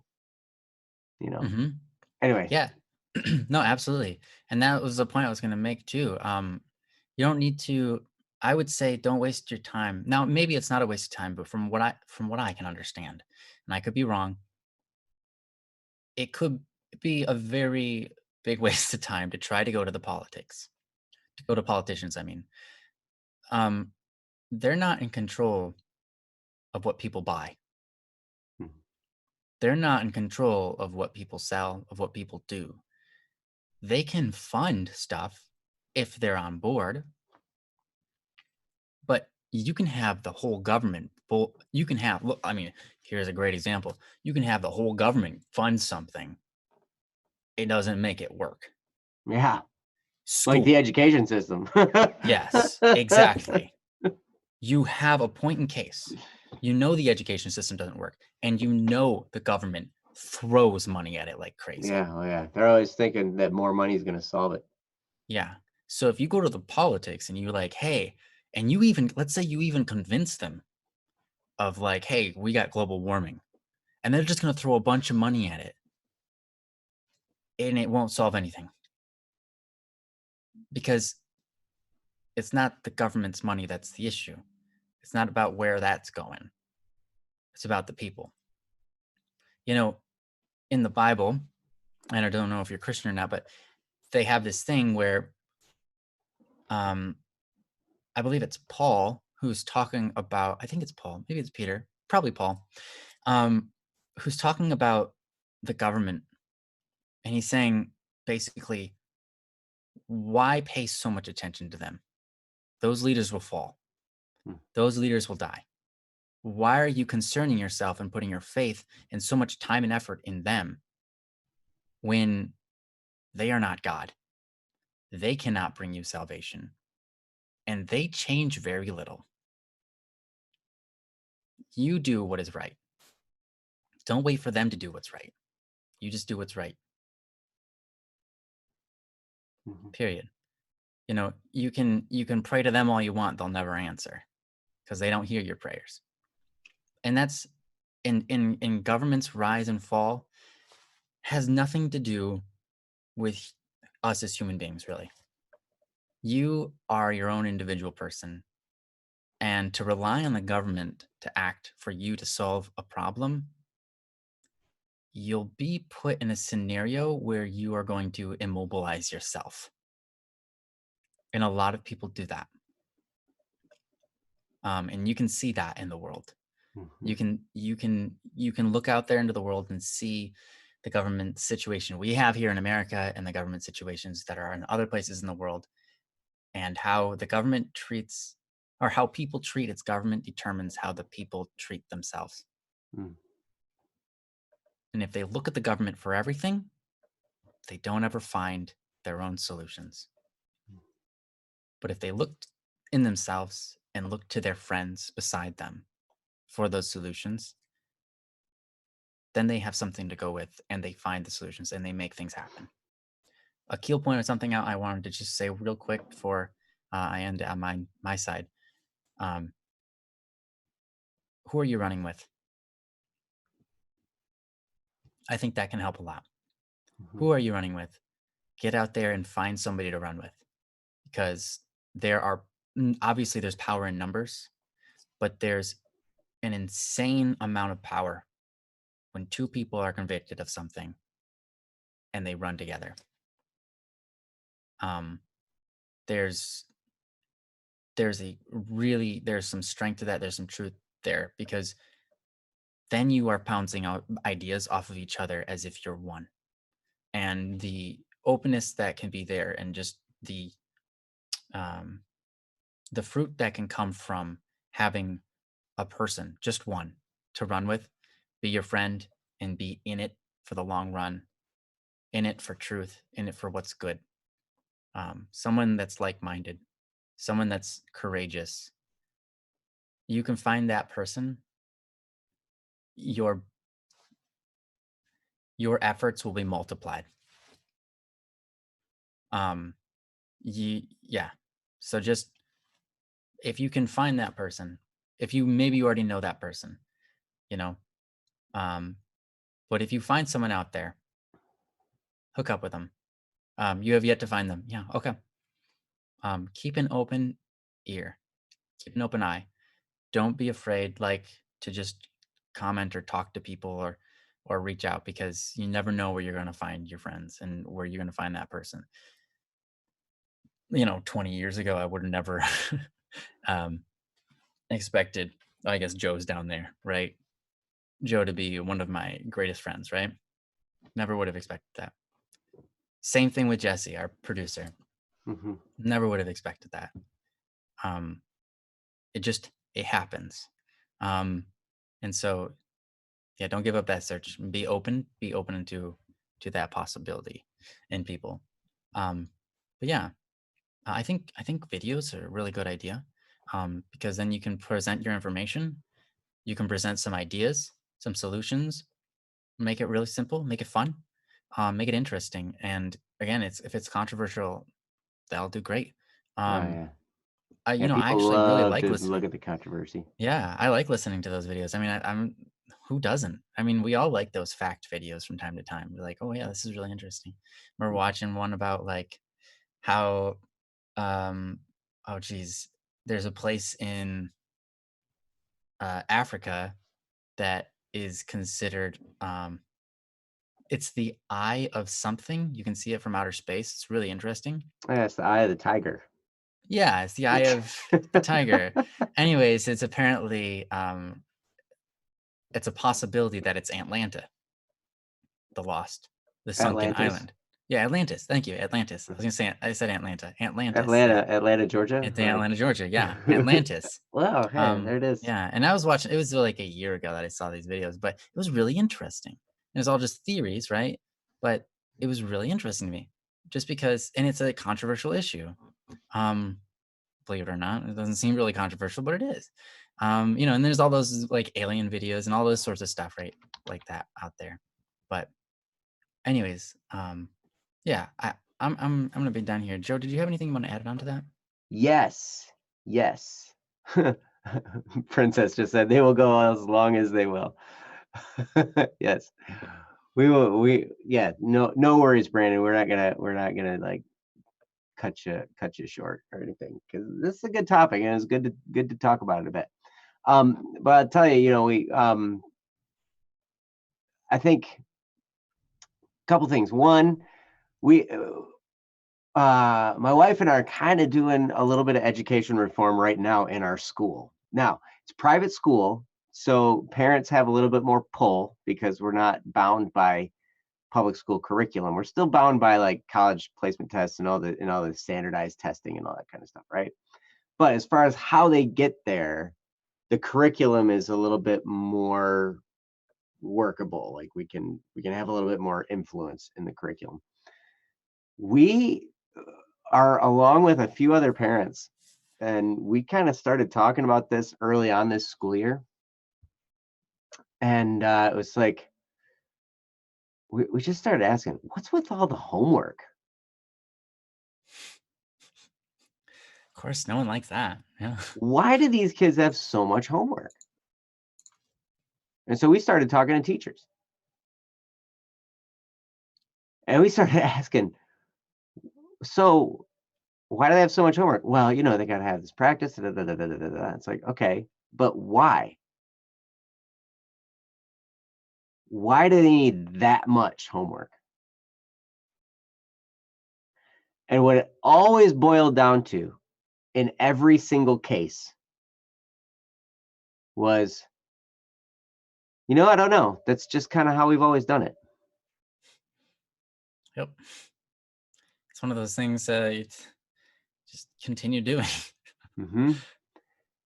And so we've found a few teachers now that are like, they're either cutting homework out completely or they're reducing it to just some really, really basic, simple stuff.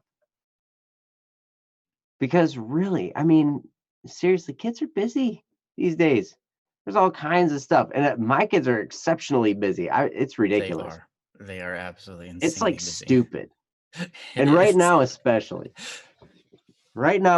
partly because my son, my oldest son, just started basketball season, right? So he's playing basketball. And not only that, but he's been in martial arts now for like 5 years. So he's Taekwondo. And he is testing for his black belt in 2.5 weeks. So right now is like crunch time for martial arts. Like he's preparing for his black belt test. And so there's all these extra things to do and classes to be at just to prepare him for that black belt test. It's happening December 7th. It's like crazy. But so there's that, and then we were like looking at that, we're like, why do they have so much homework? Are they doing bad on the tests? Are they doing bad on their quizzes? Do they need that extra reinforcement? Like, why? And there's no good answer ever. There was no good answer. It was always just like, hey, that's just how we've always done it. So now we've got a few teachers starting to say, hey, well, we'll just try not doing so much homework. We'll see how it goes. And that's pretty cool. You're absolutely right, Brandon. Taekwondo isn't practical in real fighting. But it sure looks cool. It is in one way. Well, it is in multiple ways, but one thing is that Taekwondo does help you with balance. Oh yeah. It helps you with motor skills. So when real fighting actually occurs, you have the natural advantage in the fact that you've trained your body for motions, for balance, for that sort of activity, speed, things like that. Yeah, because if you can do a quick block and a punch, that's going to go a long way if somebody attacks you. You know, if you just before you they don't even know it. But one of the cool things they also offer there's Krav Maga. That's actual real world like self-defense. But yeah, blocks don't work. Anyway, so that's one thing. You know, we're in that education reform business a little bit already. I'm telling you, Brandon, you have a great heart. Your heart's in the right place with all this. And, you know, with the conduits and the technology we have right now to get information into people's minds, and with the controversial topics that you're dealing with here,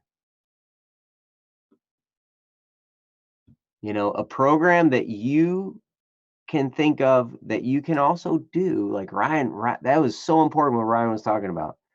You can't just talk about it. You got to actually do it. Yeah.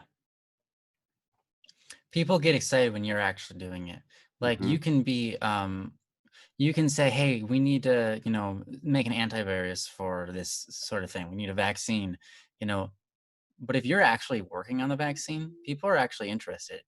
People want to know more because you're working on it. You know, obviously you're not making a vaccine, but if you're a part of it, people respect you and they actually think that your opinion matters to them and they get changed by it. So it's super important. Yep. So if you do it, that's also another great thing about, you know, I'll mention Dave Ramsey again, because the plan he puts forward, his plan of baby steps for finances, how to get out of debt and how to, you know, do and how to get yourself in a healthy position financially, is stuff that he did after he went bankrupt that worked, and he taught it to other people and it worked for them, and it's all based on logic and math. That was the other thing. It's like he's so logical and mathematical with everything. It's like it's simple numbers. It really is simple. And money gets to be such an emotional topic. It's refreshing to have somebody just take all the emotion out of it and just understand it's what it is. It's numbers. It's just math. Either the math makes sense or it doesn't make sense. It's really simple and logical. And it's not that, you know, he just tells people, hey, realistically, this is the situation you're in. Here's what you're going to have to do to get out. You can get out for sure. It's going to take you a while. It's going to be some work, but you can fix it for sure. And it's just mathematical. Here's how you do it. Math. Math, bam. Lays it out. Really simple. And he has lived it. And the advice he gives, he always says, you know, when I give advice, it's based on, if I was in your position, what would I do? And that's always the perspective. Like, if you're going to teach some people how to change the way they learn, or teach people a different way of how they are stewards of their environment. And really what you're talking about here is biblical, because what we're talking about in these two cases is, one, stewardship of the world we live in. Good stewardship of the world we live in. Taking care of our home planet, man. Yeah. That's huge. That's one of the things we're charged to do in Scripture, is to be stewards of this planet. We're not doing a great job. Like, we could do better. And the other is stewardship of your mind. The education. Like, how do you teach people to learn?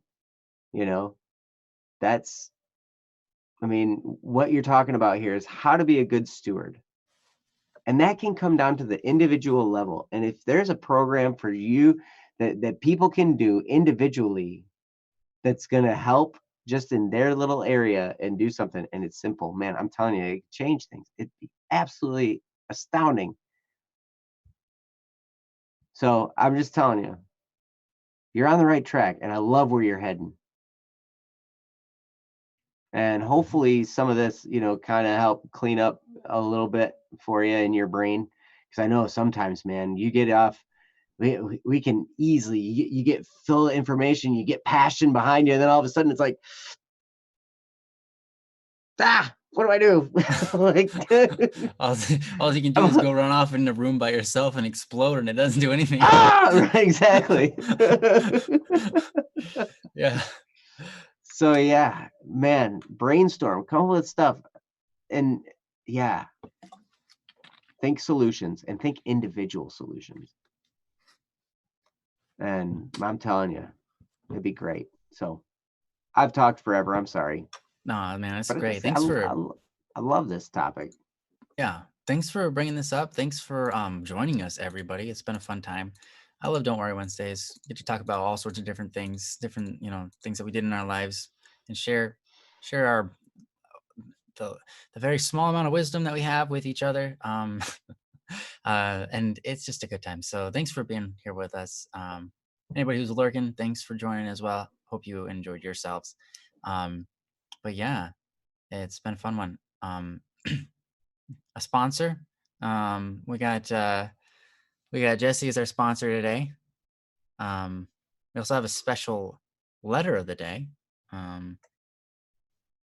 Joe, what's the letter of the day? The letter today is the letter Chen. Chen, it is right. Chen. Do not get this confused. It is letter Chen. The letter. It sounds like yes, that is it. Everybody's like, you guys are dumb. You're probably right. Yep.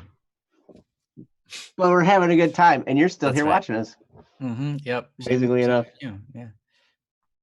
Man, oh man. Mm-hmm. Poggers. What are poggers? I'll let Jesse explain later. Okay. It's nothing bad. It's just he's gonna be better at explaining it than I am. Since he's used it before. I've never actually used poggers, so yeah. Go to those who actually cite those words to describe them. I'll tell you when you're younger. Oh, I love it. Yep. Oh yeah. All right, cool. Yeah. I only got a couple more years for that before I'm younger. Yeah, you're good. You only get younger by the day, so. Nice.